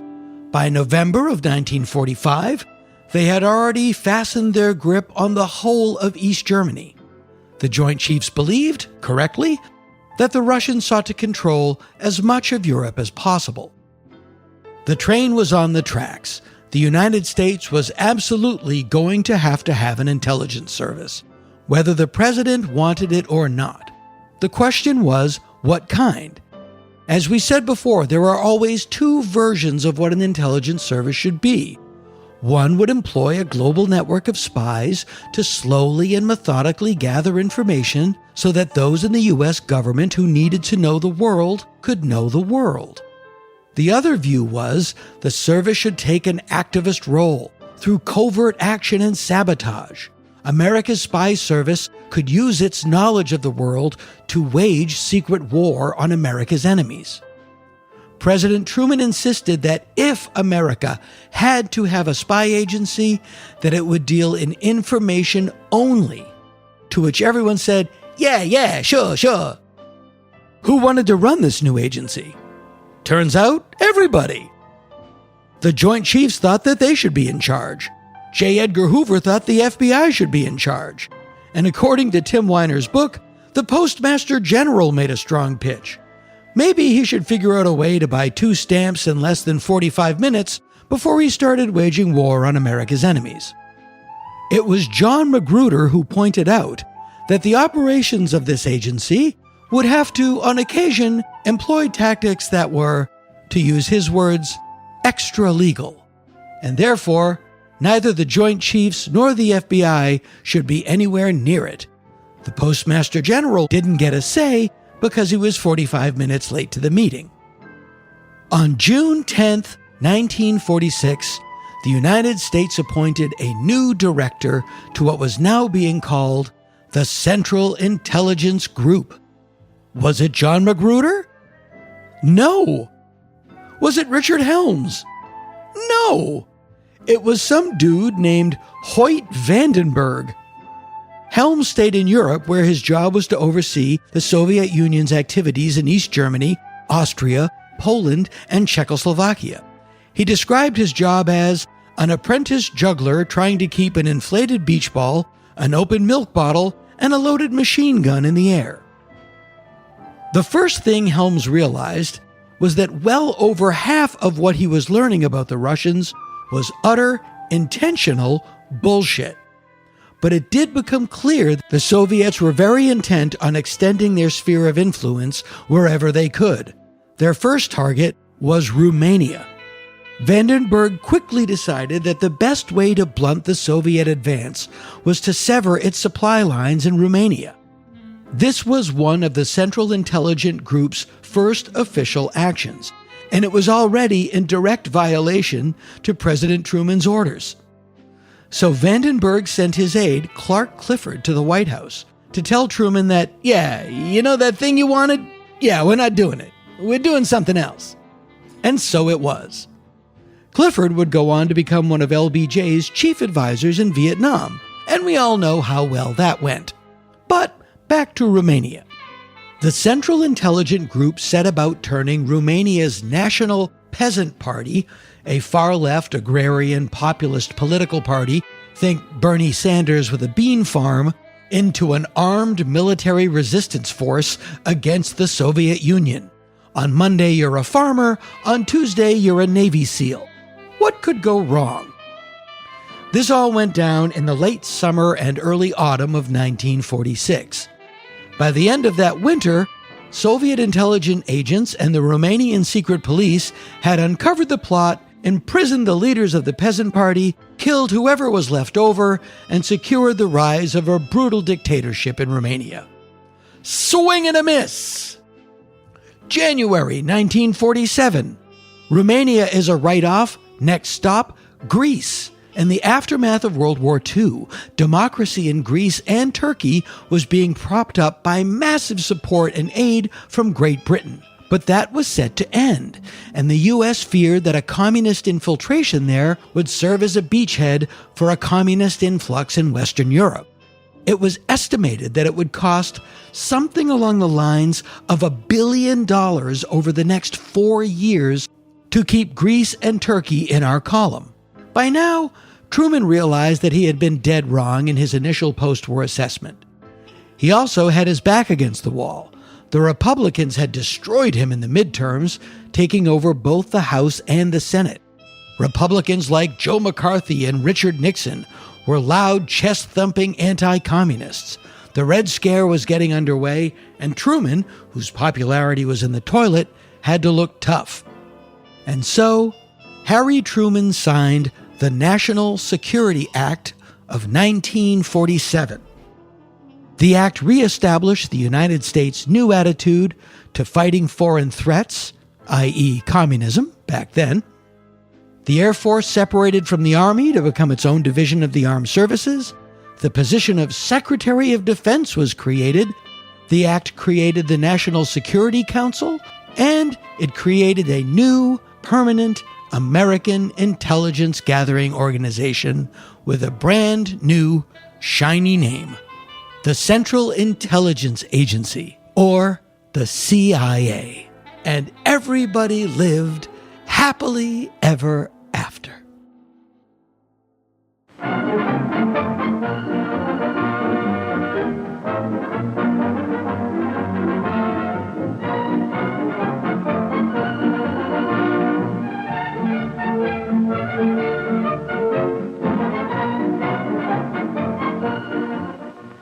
Settle back now, content, comfortable, well-fed, and ready for some fine entertainment.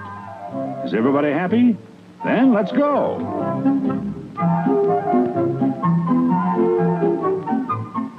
It's showtime.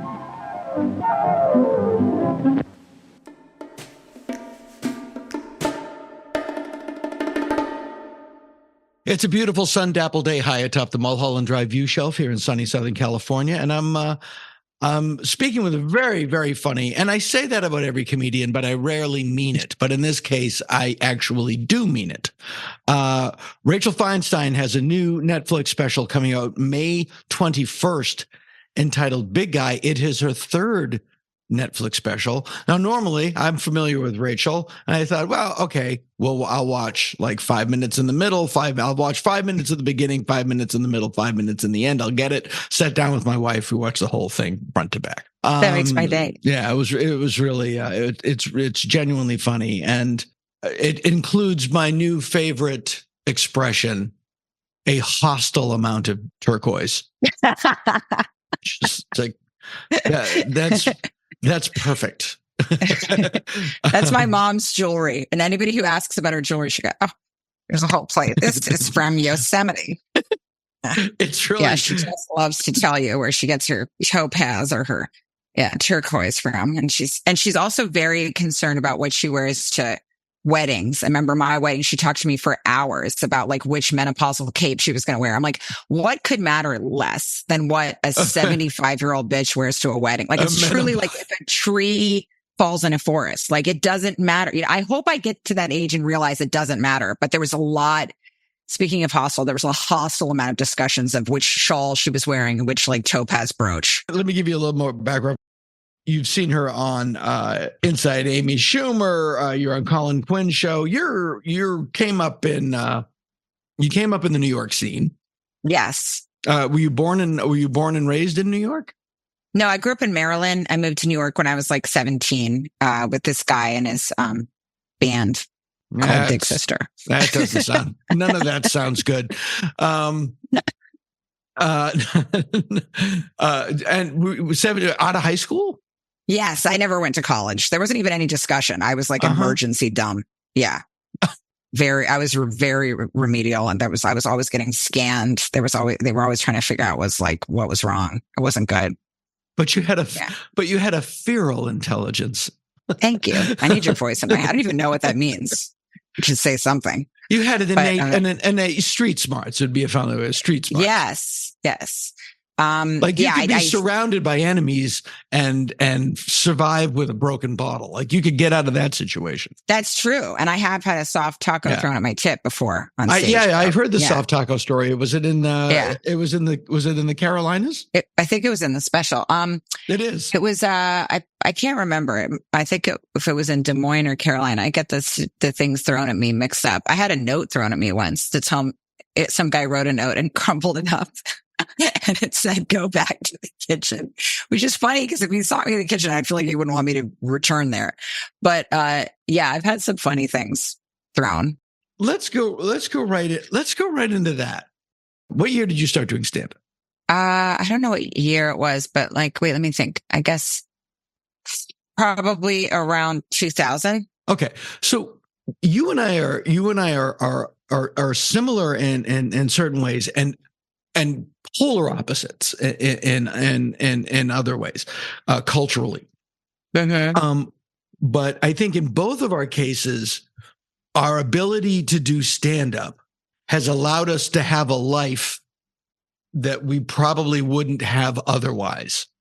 Definitely. Like there was a kid that wrote on The Simpsons, really funny kid. He's a man. He had a choice between becoming a doctor or being a comedy writer because he was pre-med at Harvard.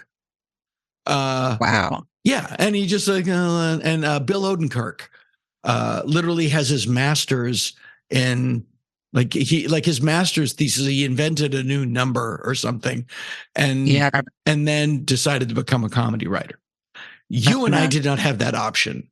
We had the so one cool skill. to know. That makes me feel so better that I didn't have it. Then you didn't have that option either. That's amazing. We're just like cage fighters. Now I can do this one thing, That's it. Yeah. And because of that, both of us have lives that I don't think we otherwise would have had. Like, Definitely. You started comedy in 2000. I started it in 1982 when I was 17. Wow. And I was in the original kind of 80. I'm in my third boom. Like, I did comedy in the 80s. I told jokes about Reagan. Nobody ever threw anything at me. You could do jokes about Reagan. You could do jokes about Clinton. You could do jokes about, I did all of these things. There wasn't the sort of the everything in life now is Red Sox, Yankees.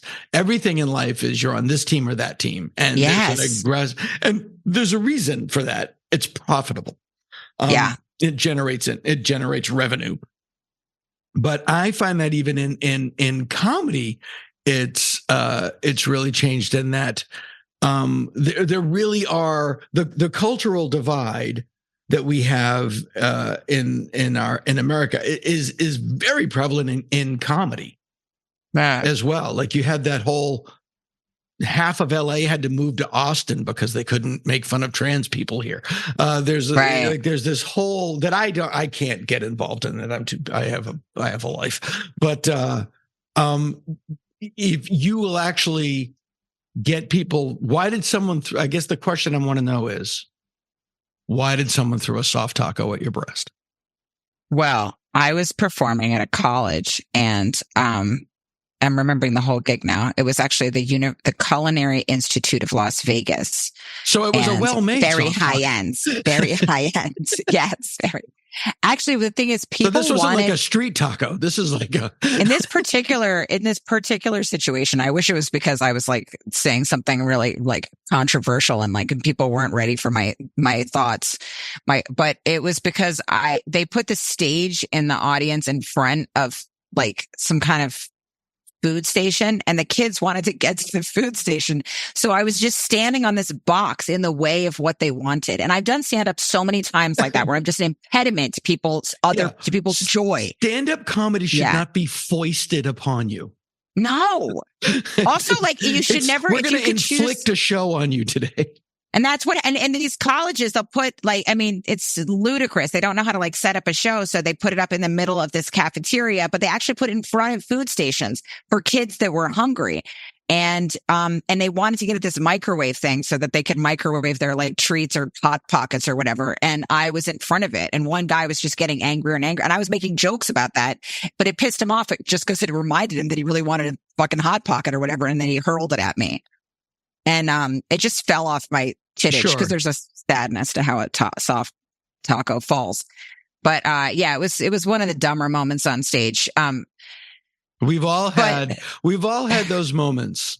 I was performing in Vermont at a bar, like a one-nighter bar, and there was like a bar, and then there was a ramp down to a dance floor, and we performed at the foot of the ramp. If Evel Knievel were to jump the bar, he would start his acceleration from where the mic was. And, so dumb. And a drunken man wandered down the ramp towards me. It took him a full 2 minutes to navigate because he'd like skiing, like he pizzaed down, and then just stood next to us. And no one thought, maybe we should move this person away from the performer. And you just think, this is what I do. Unfortunately, Yeah. I mean, because it's like nobody thinks that there's a lot of situations where the last thing they're thinking about is the comedian, including like, it'll be really funny. You'll go to a club and I just wanted to like order some mozzarella sticks on like Rochester. And they were like, we got a packed house out there. Yeah. We're real backed up. Like, I'm like, but I'm performing. But they were like, it's going to have to be after the show because one of the drunk twats that's going to hurl a bottle at you, right. She needs her sticks first. She needs her chicken sticks before her mozzarella sticks. It's fascinating the way that happens a lot. And the way there's a certain kind of person that just ends up being in the front row. I mean, comics always talk about the person that's their arms folded. I think a comic once said to me I was doing Last Comic Standing, and I was like, why is it if I could have a great crowd? Why is it that I focus on the one guy with his arms folded in the front row? Because they're always in the front row. It's the drunk twats are always in the front row. The guy that's just on the fence glaring, who's probably like just, like freshly traumatized from something else. Yeah. But we always internalize it. Yeah. Yes. And I will tell you, it took me decades, literal decades to not let it, to just like understand you're on your own journey. And this has nothing to do with me.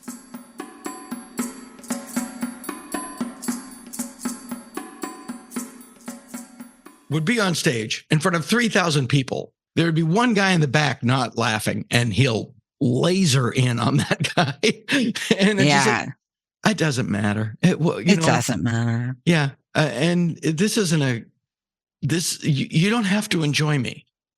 Yeah. But maybe comedy clubs aren't for you.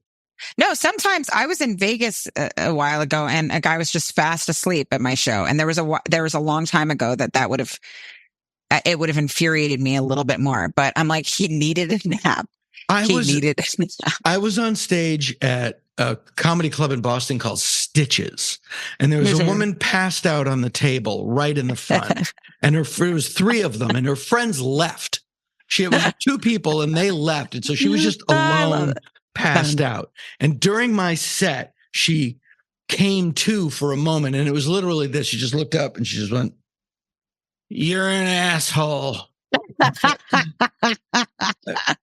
was like, that was like her brain had three words. Like, we can get three words down to the mouth, and then we're gonna pass out again. What three do we want? And you know what? It wasn't you. It was her dad. You were her dad in that moment. I've had a guy just kind of wave a finger at me and then fall back asleep, like try to erase me like I'm a chalkboard, and then just kind of fall back again, just like, ugh. What can you do? I mean, my friend said specter. My friend said that's the voice you believe.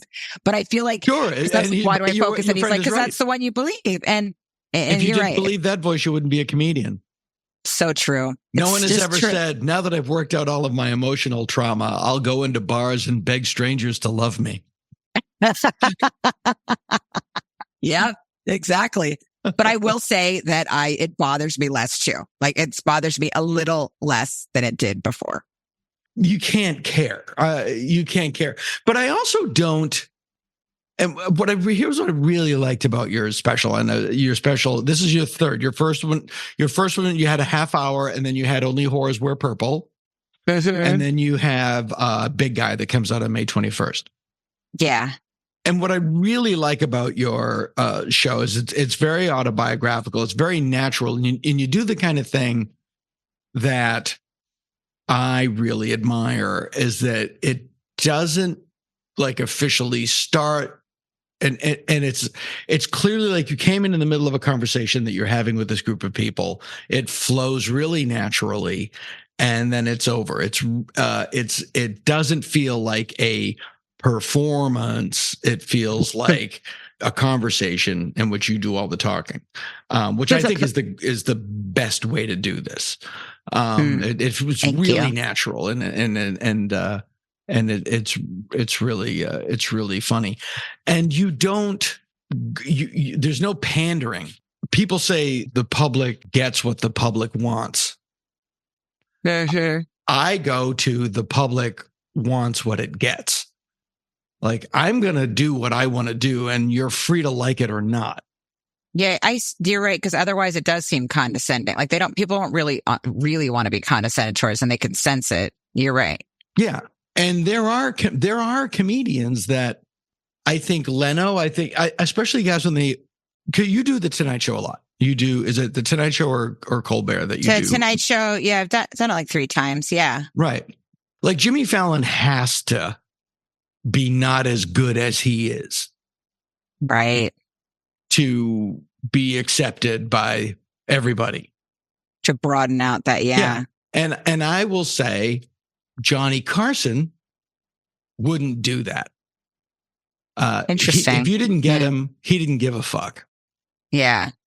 Now, Jimmy Fallon and Johnny Carson exist in completely different worlds in terms of like the corporate baloney of comedy.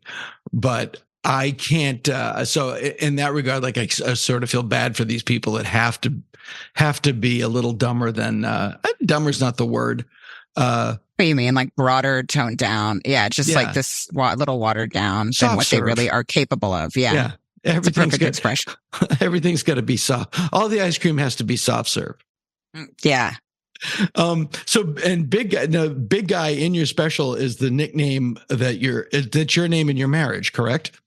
Yes, that's what my husband calls me, which he's delighted by that the special's named that. Everybody always says, like, by the way, after my shows, they always go like, oh, it must be so hard, that when she talks, how is it? And he loves it. He loves standing out there and having people say that to him. And then he goes, you roll with it. What can you do? You're wrong. I'm like, but you said that in the first place. And the same thing about him that makes him call me big guy and not see why that bothers me is the same reason that he loves it. Like he could care less. I thought he would watch my acts and then have a couple of notes for himself, because he walks around, he follows me around the house now, brushing his mustache. He has this ludicrous, like, Scotland Yard mustache. The more it infuriates me, the like bigger it gets. Well, we should say he's a fireman. He's a fireman. I believe the mustache is mandatory. I think yes. In his defense, I don't think you cannot have a mustache and be a fireman. That is fair.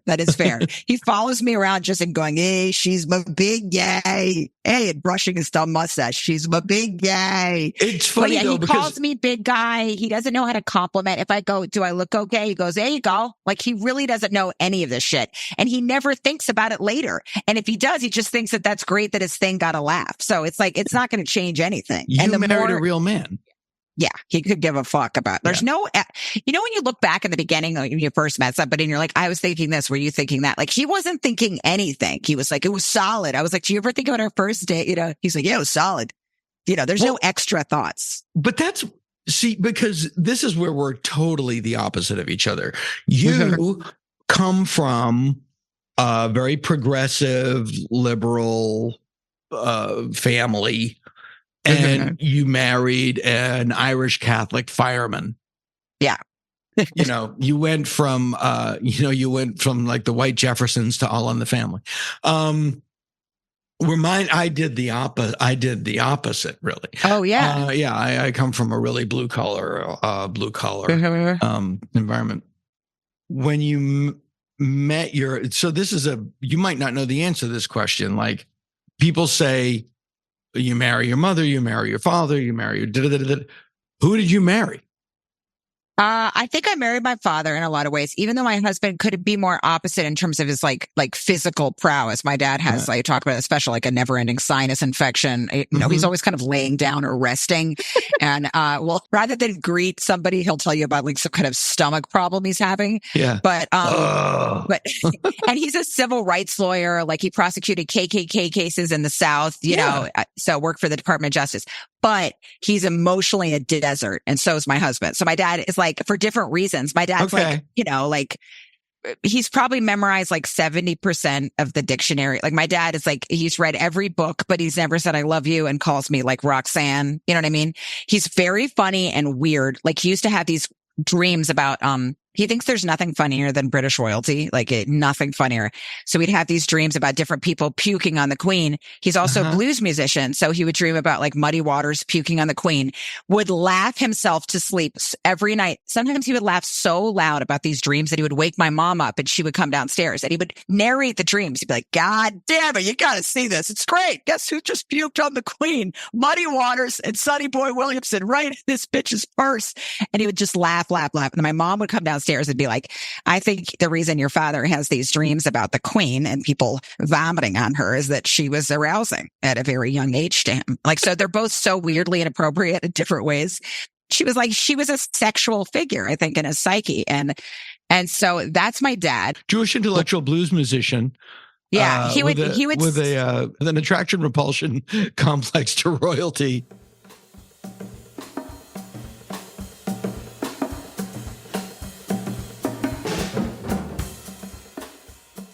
He's hilarious, Howie. I mean, but you know, again, emotionally, you're not going to get anything from him. But like, I remember one time asking him if I looked okay. I bought something from the mall. My mom said, do you like Rachel's new outfit? I was like 14. And my dad goes, oh, you look like a cowgirl, like a ballerina. Like he just remembered the things I would want to be when I was 4. Yeah. My mom was like, Howard, she's 15. Just tell her she looks nice. And he goes, oh, you look like the girls on the gas stations that they grease them up and they're on the cars with the calendar. And she's like, what the fuck? Like, you know, he's just complete. He didn't know. It was like one of those two things. He didn't know. And my husband's the same way. Like, I realize he really doesn't know that thing I need. He can't soothe. You know, he's like a first responder. I have to place his hand on my lower back. Like, I have to like prop him to wear it. And my father, same way on my wedding day, he was like in a rush down the aisle. He's like, come on, I gotta go. Like, Scotland, you know, I'm like, Dad, do you have somewhere to be after this? So so he's very similar to Pete in that way. And my dad, when he makes jokes, he only needs to amuse himself. He doesn't care if he's connecting to anyone. So he used to email, he had a band called the Vomitones in high school. Wait. Yeah. The Vomitones. He had a band called the Vomitones. Great. The vomit. There's a thing there with puking. Yes. He thinks puking's really funny. Thing. Yeah. Yes. And my mom is always trying to analyze it. But I mean, it's anyone's guess, but he thinks there's nothing funnier than puking or a story that involves puking. And what does your husband do but vomit water onto flame? Nothing else that I see. He waters the same spot in the lawn. Mm-hmm. Yeah. He loves to talk about like for Freud. We solved it.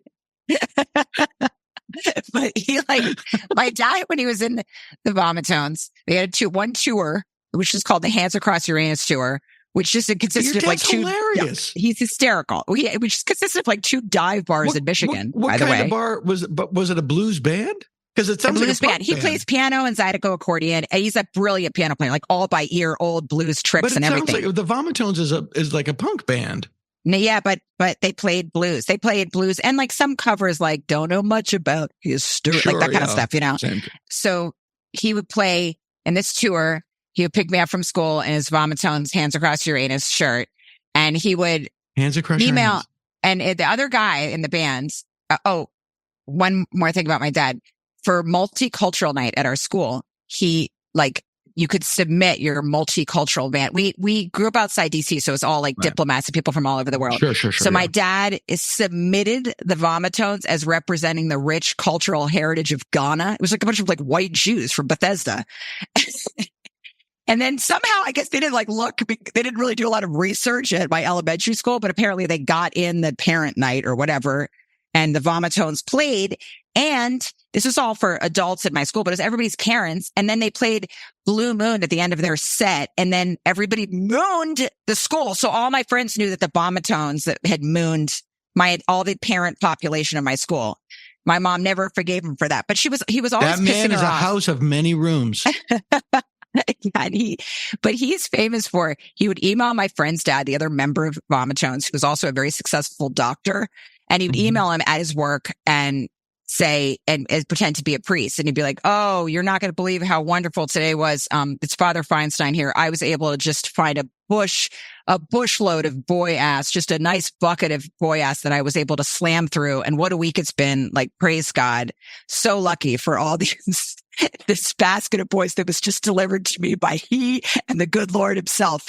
And David Rubino, his name was, would email my dad back, be like, Dad, Howie, these priest fucking children, really funny, but if you could just put them on over to my personal email, my secretary does read all of this. How old of a man is your father? Bump him over. My dad's like probably 75 now. Yeah. So, and then my dad's famous for this. He would say to David, I'm sorry I put you in this position. It wasn't appropriate. And I'm sorry you had to have this uncomfortable conversation with me. And I'll tell you what, it's not going to happen again. And then he would never stop doing it after it. And my husband is the exact same way. Like, I'll be like, Pete, don't get me something from Costco. I don't want it. Like, I talk about it in the special, but I'm like, I don't want anything you can, whatever. He'll get me something from Costco, like the actual thing. And he'll look at me and be like, I hear you. It's not going to happen. So I think they're out for their own laugh, and they really don't think very much about how anyone else is perceiving them, which makes for me to be infuriated a lot. It gives me a ton of material, but I feel like he's pretty happy. I love that expression too. They're out for their own laugh. That's really beautiful. And I envy it. Yeah. He's never wondering what people are thinking about him. I mean, he leaves a trail of infuriated and broken people behind. Of course. Yeah. They leave a wake. There's just a wake of people. Wake is perfect. Yeah. I understand that. Yeah. I really, but it seems to me because it is so, I'm fascinated by it because it's the reverse. There's an emotional approval and acceptance that is in both men. It cannot be articulated, but it is always shown in action. And I think that as my wife would say, their love language is not verbal.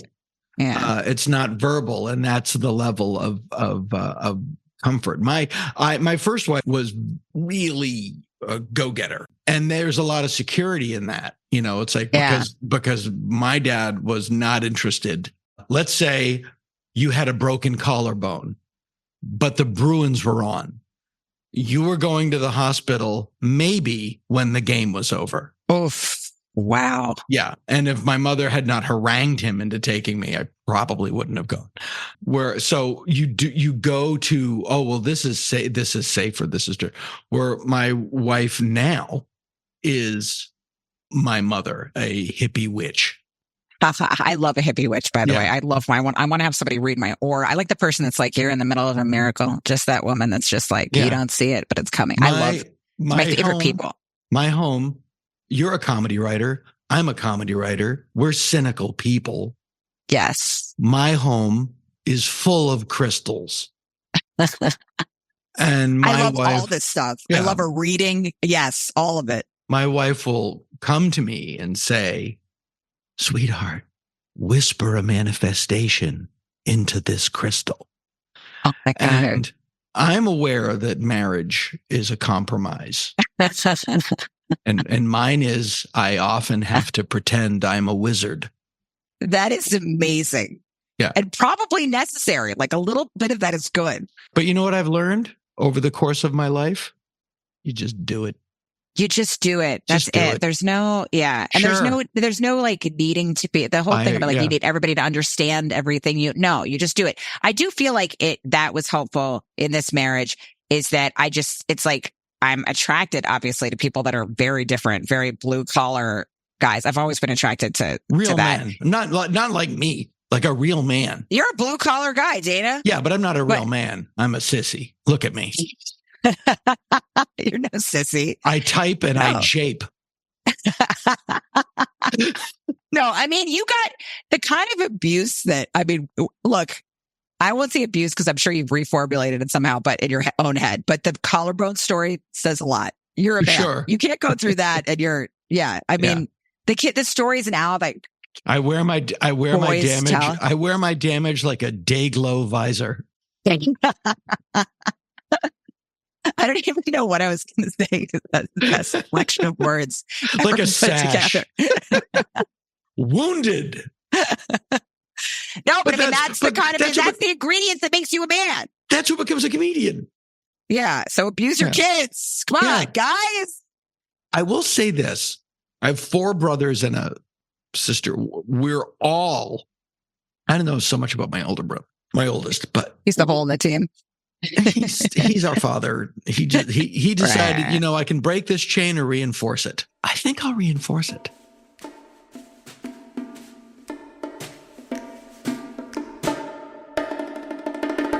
I think the worst I've ever did, I was asking my kids what they wanted for dinner, what they wanted, what do you guys want? What do you guys want? No.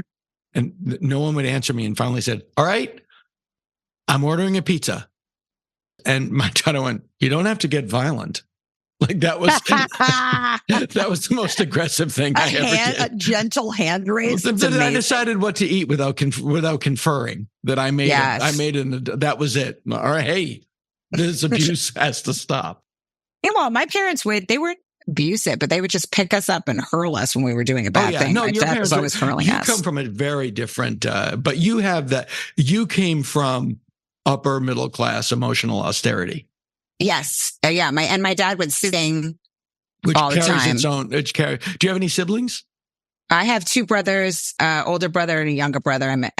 That was the older brother you middle just child. saw. That's it. I know Middle you child, have one brother because I just met Yeah, him. no, and I was like, everybody, all the focus in the whole home was like, what in the fuck are we going to do with Rachel? Like, this is a huge problem because everybody else was just smart, like my parents were smart. Boy, Everybody- girl, boy. Yeah, you had to throw a lot of sharp elbows to get any kind of attention. Yeah. And I asked my mom, like, who was the favorite?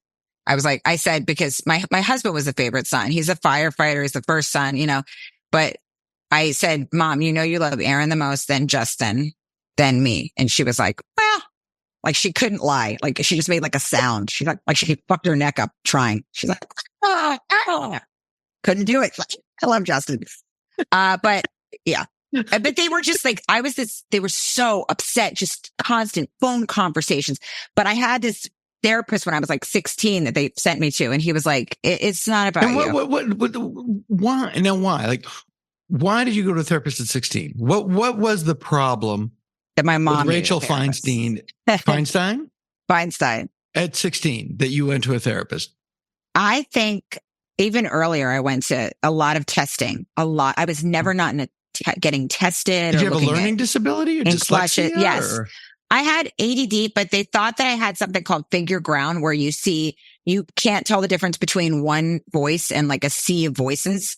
My mom she would just be on the phone with her therapist friends analyzing me all day. And I'd hear the conversation. She's like, you know what I think it is? It's figure ground. So they were just really ramped up about me all the time. And it was just because I wasn't learning. Like, I mean, you couldn't stuff information into my brain. Like there was a tutor they had for me that I was math, and I hated math so much. I was just cry about fucking math. Also, you don't need any of it. Like it's so stupid. So I would go to this tutor's house, and his name was Mr. File. I found out later that he had molested like a gaggle of girls. Didn't touch me, not even a second look, because I infuriated him so much, and he was so exhausted by me. I was in a Boston altar boy in Boston in the 80s, and nobody laid a finger on me. Always the bridesmaid, never the bride. Exactly. Yeah, I think it was just by the way, is that is like what do you? I might have to cut. Always the bridesmaid, never bride. What do you call a group of molested children? I think it's a gaggle. It is a gaggle. It's a murder, like a murder of crows. A murder of crows. Yeah, I have a name for like when you get a group of bros. It's a scrote. It's a full scrote of bros who are in the front. Scrote, I'm getting carried with me forever. Yeah, it is so satisfying. Matt Rife had a full scrote of bros at the Hollywood Bowl show. I don't even know what I was talking about. You're talking about being tested. But basically, just they were just really obsessed with figuring out what was wrong with me. And I think my mom had like debilitating levels of anxiety and, whatever. Yeah. Her mom was like a wild alcoholic who died in front of her when she was like 17, blah, blah, blah. But so, I was just like this problem to be solved from very young. And I do remember everybody brings their damaged child to the party. They do. Yeah, they do. It's really true. Your marriage is 4 people. Oh my God. It's adult Rachel, child Rachel, and Peter. Pete, yeah. Adult Pete and child Pete. Yes. And most of the times, your worst fights is child Rachel versus child Pete. That is so true. And, he's not really turning inwards. So what I've learned to do is just to be like, okay, like my husband doesn't even have the language to, in the toolkit of humanity, your husband is a hammer. Indispensable, but not for fine work. So it's such a perfect description. It's absolutely perfect description. I can't add anything to that. That's exactly what he is. Yeah. And when this all collapses, when we're wrestling, when we're fighting rats in the street for food, your husband will be much more vital than I will be to the survival of our race. Yes. It doesn't mean that, he's not gonna. I mean, emotionally, the clowns will be in a special cave. They'll let us out for an hour. Yeah, pretty much. Yeah, he's always like, there's always like a dent in the microwave or something, and he's always like running into whenever he used to drink, he would just like run into the woods. He was like, I like just wild noises and just run. but no, I mean, and I feel I was always in the chasing city it. because he would have to drive out to the woods, get out of the car, and then run.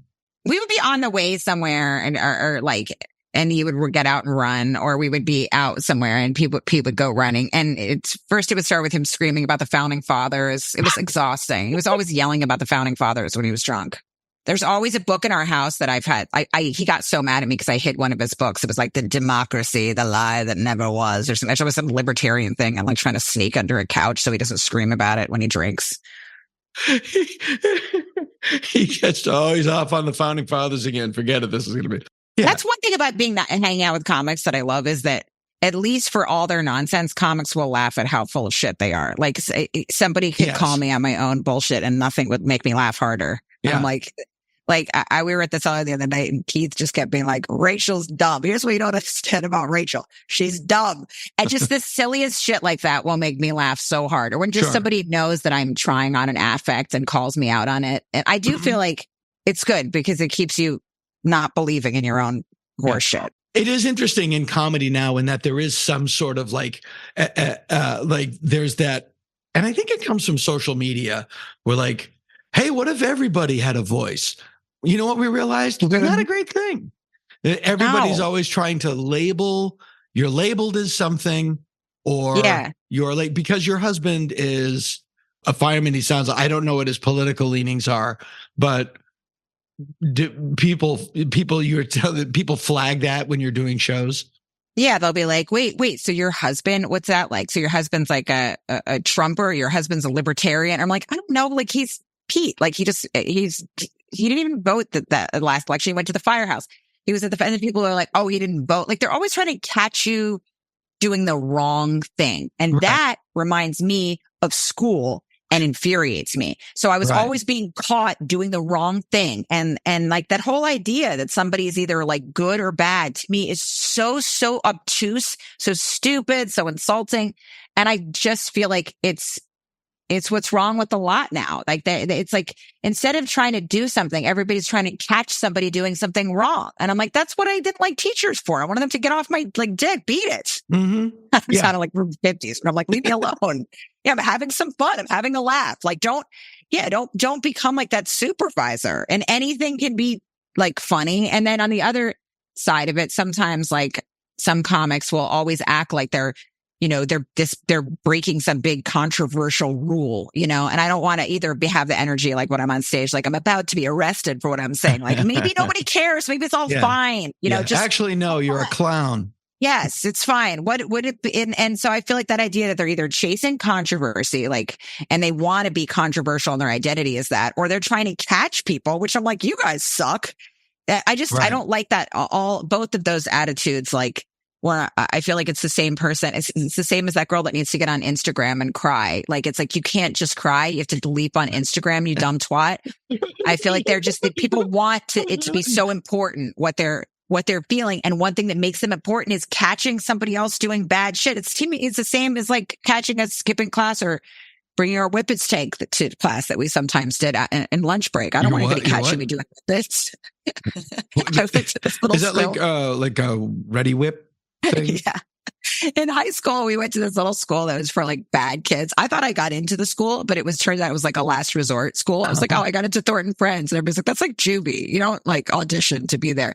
But my friend would bring a whippets tank to school. And there was like one person that told on us or whatever because we were doing whippets at lunch. I'm not saying people should do whippets, but come on, just don't be that skank that tells the teacher.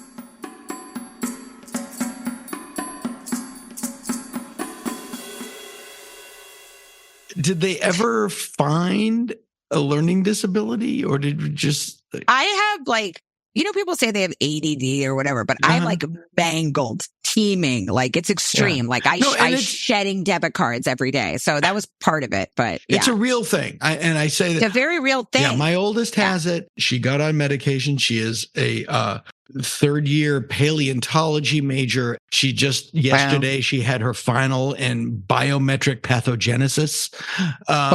She's a super brain, but needs her medication to do it.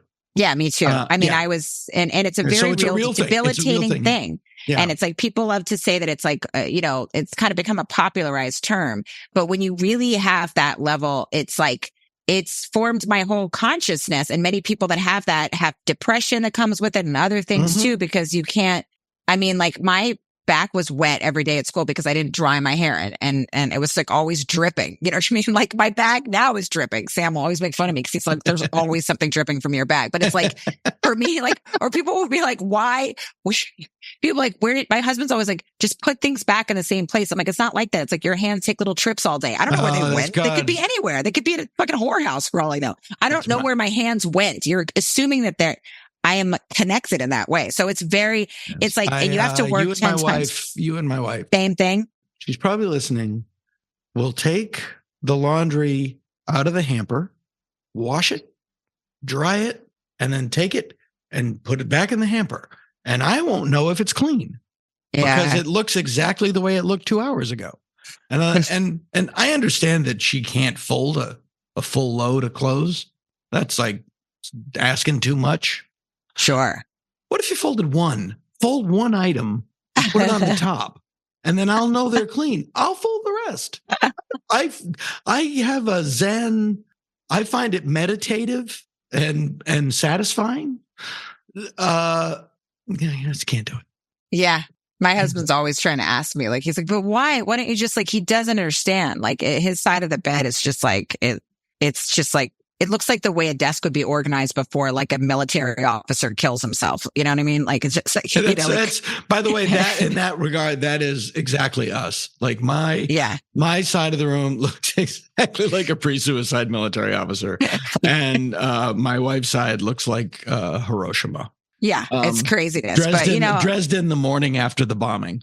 Yeah, it's like they never got to the bottom of it. But I think that even now when I like smell a school, I brought back to all those same feelings, and I am learning to do it differently with my daughter. And thankfully, I think in terms of school, you could tell kind of early. I was like, oh, what if she's just teeming with ADD like I was? Like, no, she's like, she's a little more purpose. ADD. She's foaming is perfect. If she's foaming with ADD, I feel like my husband, she's a little more like him, thank God. So I try not to bring in all those fears to like protect her from whatever my issues were. I think she's a little more organized, thank God, for just will make her life easier. But you know, I think they were probably trying to like fix a lot of it was a lot of focus on me rather than whatever was going on in their lives. But yeah, you know, we're cool now. And it is amazing that we get, you know, we're also at this place scientifically where you can find out what these things are. And then you wonder, okay, so not to make this leap from my daughter to Manson, like was Manson, like, was he evil or did he have a brain anomaly? You know? Right. You know? Yeah. And can we still hate him if he's like, you know? He definitely did. I mean, come on. Yeah. But that's the thing too. I do feel like, you know what I think his problem was? He was in love with love. I used to. And people have strengths too. You know, Hitler had a lesser known book besides Mein Kampf. It was about relationships. It was called Because I Said So. So it was about how men and women communicate. So, and you never know because people have other. Here's an interesting thing about Hitler. That you know, Hitler only had one ball. I did not know he did all that on one ball. All that's not. I'm not lying. Not because of, but in spite of. Very can interesting. you imagine if he had a full set? Do you think if he had a full set of balls that there would be 6 million more Jews in the world, or none, or none? We don't know which way it would have gone. God damn it! You're right. That was a World War II song. Hitler has only got one ball. Boring has two, but they are small. Himmler has something similar, but poor old Gogol has no balls at all. Wait, did you make this up? No, that's a real song from World War II. Oh, really? Oh, yeah, that's delightful. You couldn't make Hogan's Heroes today. No. But the people that made Hogan's Heroes actually fought the Nazis. Robert Clary, who played LeBeau, was in a fucking camp.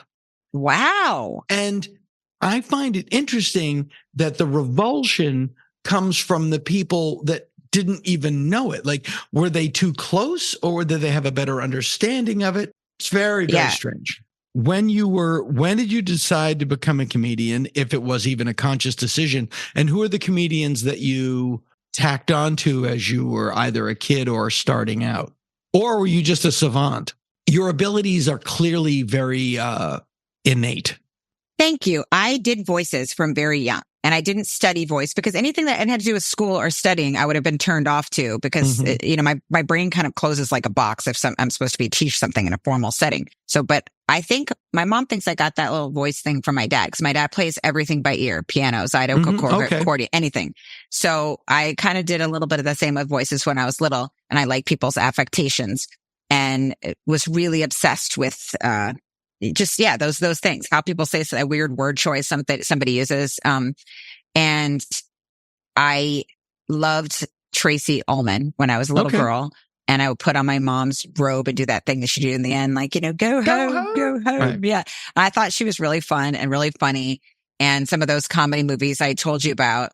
And, but I was not the kid that would watch stand-up albums, like listen to stand-up albums growing up. And I don't think that I really thought that I loved those comedies, some of the ones I just mentioned, but I don't think that I really knew that, I could do that because some of the stand up I'd seen was very clever and I've always wanted to be able to write like this, but I can't write like a quick monologue style joke, And so it was almost too smart in some organized way for me, and the people that I love are people more, or that I related to more, was just storytellers, and so I liked that. I like people that tell you stories. I like people that reveal things about themselves and their childhoods and their vulnerabilities. I always felt the finest example of if a person came from outer space, and I was like, what is stand-up comedy? The first Richard Pryor concert film, Richard Pryor Live in Concert from 1979. That's as good as this gets. That's Charlie Parker, that's Miles Davis. So like, this is what this thing is. And whether or not you've seen it, you do the same thing. I have. I should say that I have, really but I haven't. It's live in concert, not live on Sunset Strip, not Here and Now. Everyone goes to live on Sunset Strip. Yeah, I've seen Here and Now and Sunset Strip, but I haven't seen this one. I'm going to text it to myself. Richard Pryor Live in Concert. That's the one. And when you watch it, and you don't even know it, but you do the same thing. Really? Oh my God, this is the best moment in my life that you said that to me. You are like a black man, drug addict in that way. Say that again. Live in what? Sorry to make you say it.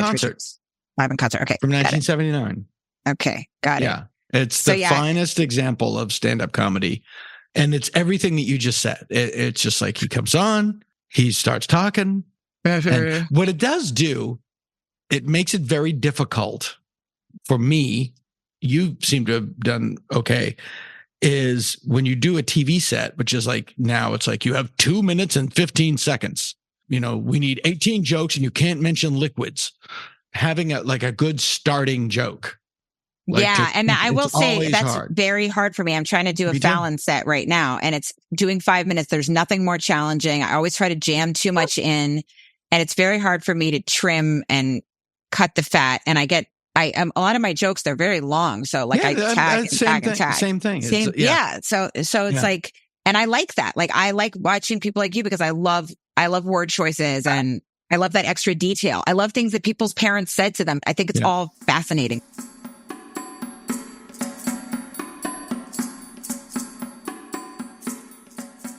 When you're a confused kid, when you don't know what you want to do and you don't fit into the scholastic ice cube tray.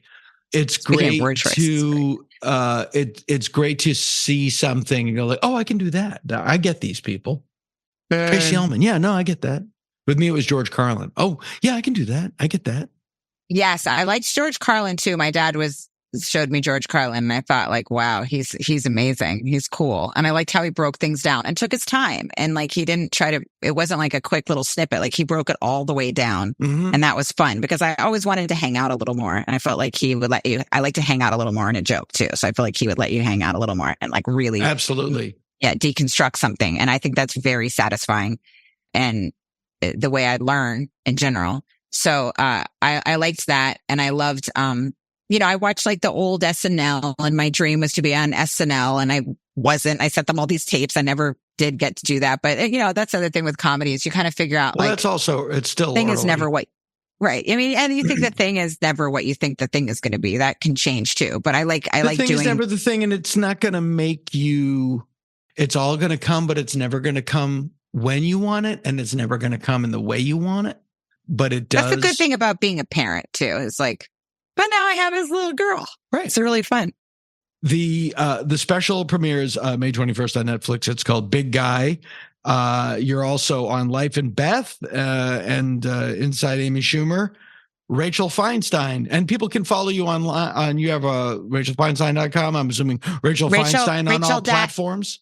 Yeah, you can go to my Instagram, Rachel Feinstein _ that'll link to everything, or Rachel-Feinstein.com. Thank you so much. Rachel Feinstein _ one word _ and that's you on Instagram. Yes, that's me on Instagram.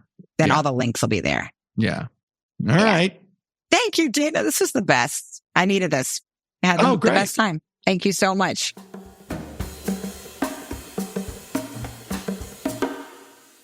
Other podcasts reach for the sky. Dana Goldbauer. We barely try.